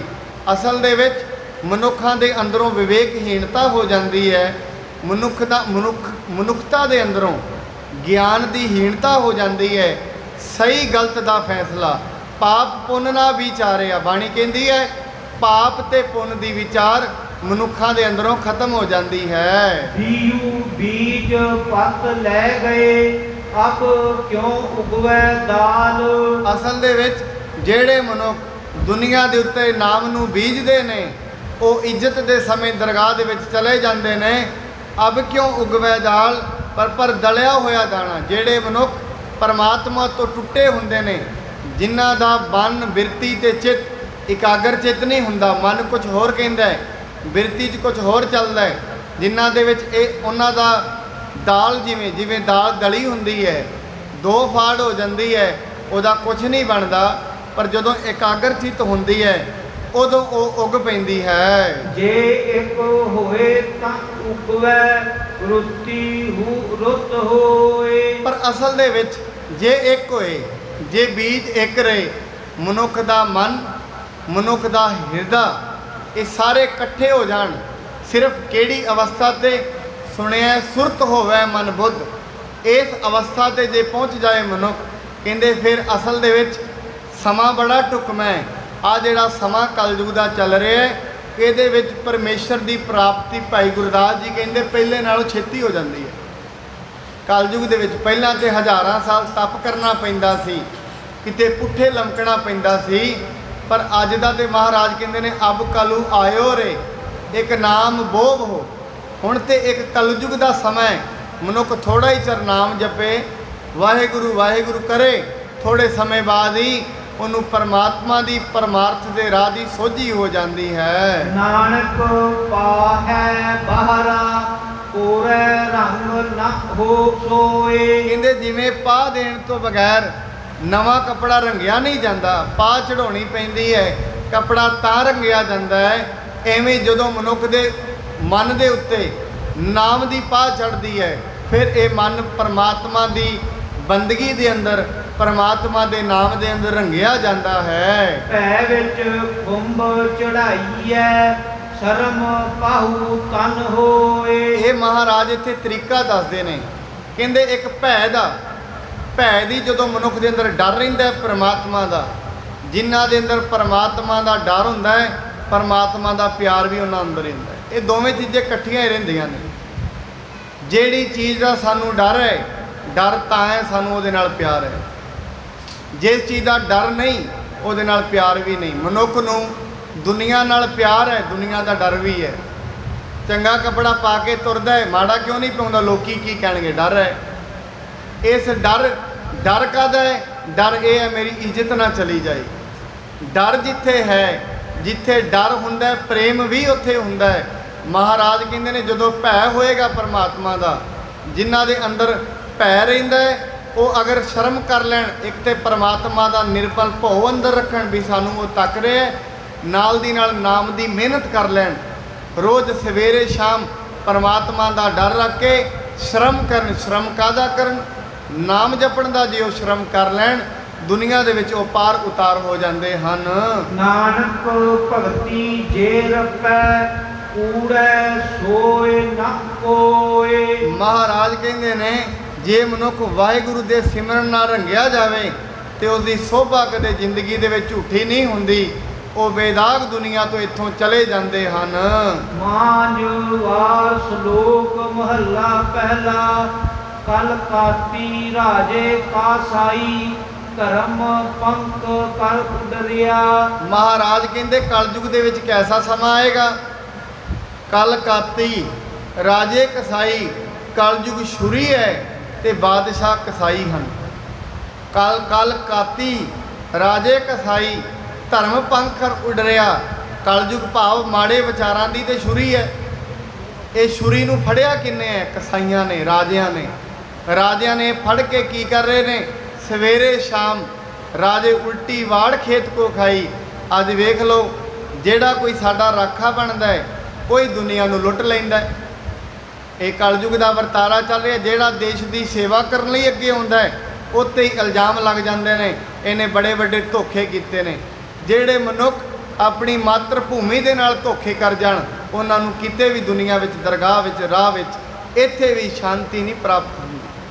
ਆਪਣੀ ਮਾਤਰ ਭੂਮੀ ਦੇ ਨਾਲ ਜਦੋਂ ਰਾਜਾ ਆਪਣੀ ਕਰਮ ਭੂਮੀ ਦੇ ਨਾਲ, ਰਾਜੇ ਦੀ ਕਰਮ ਭੂਮੀ ਉਹਦਾ ਦੇਸ਼ ਹੁੰਦਾ ਹੈ, ਜਦੋਂ ਮਨੁੱਖ ਆਪਣੀ ਕਰਮ ਭੂਮੀ ਦੇ ਨਾਲ ਬੇਇਨਸਾਫੀ ਕਰਨ ਲੱਗ ਜਾਏ, ਵਿਦਵਾਨ ਸੱਜਣ ਤੇ ਕਹਿੰਦੇ ਨੇ ਉਸ ਦੇਸ਼ ਵਿੱਚ ਬਹੁਤਾ ਚਿਰ ਰਹਿਣਾ ਵੀ ਨਹੀਂ ਚਾਹੀਦਾ। ਇਹ ਵੀ ਵਿਦਵਾਨ ਕਹਿੰਦੇ ਨੇ। ਰਾਜੇ ਐਸੇ ਨੇ, ਉਸ ਦਿਨ ਰਾਤ ਮਨੁੱਖ ਨੂੰ ਛਿੱਲੀ ਜਾਂਦੇ ਹਨ। ਧਰਮ ਉਹਨਾਂ ਦੇ ਕੋਲੋਂ ਉੱਡ ਗਿਆ ਹੈ, ਦੀਨ ਅਮਾਨ ਉਹਨਾਂ ਦਾ ਚਲਾ ਗਿਆ ਹੈ।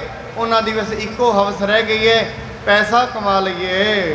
ਕੂੜ ਅਮਾਵਸ ਸੱਚ ਚੰਦਰਮਾ ਦਿਸੈ ਨਾਹੀ ਕਹਿ ਚੜਿਆ।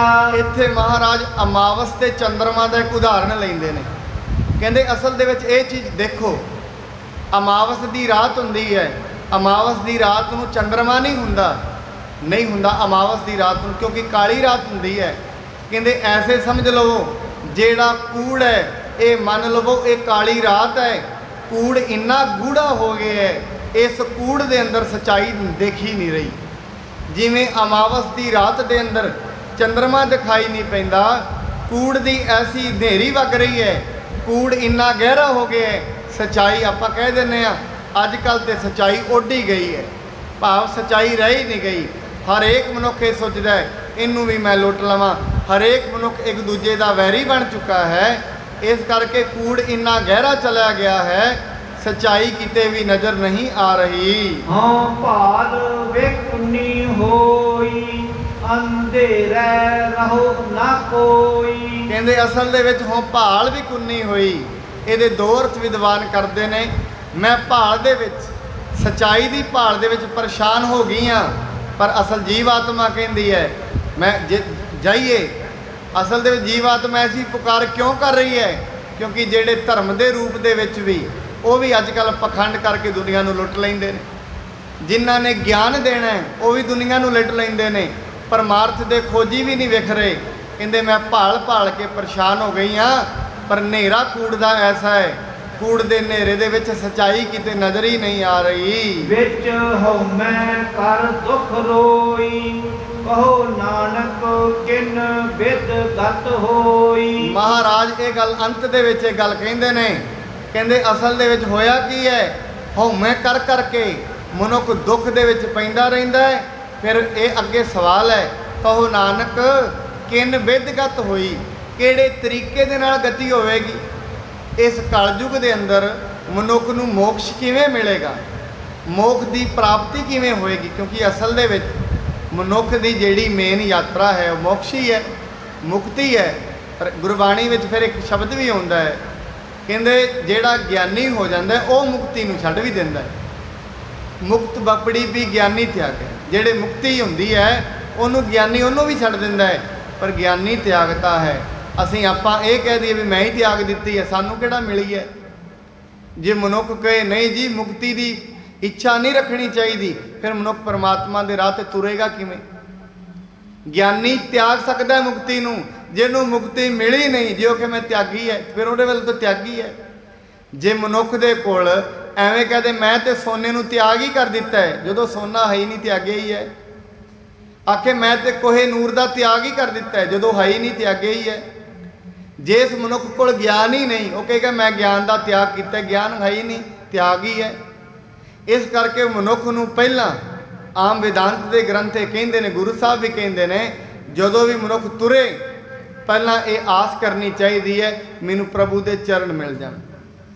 ਪ੍ਰਭੂ ਦੇ ਦਰ ਦੇ ਉੱਤੇ ਮਨੁੱਖ ਜਮਾਂ ਦੇ ਡਰ ਤੋਂ, ਮੌਤ ਦੇ ਡਰ ਤੋਂ ਹੀ ਪਰਮਾਤਮਾ ਦੇ 'ਚ ਲੱਗਦਾ ਹੈ। ਸੋ ਮੋਕਸ਼ ਦੀ ਪ੍ਰਾਪਤੀ ਆਪਣੀ ਇੱਛਾ ਆਪਣੇ ਅੰਦਰ ਰੱਖਣੀ ਚਾਹੀਦੀ ਹੈ।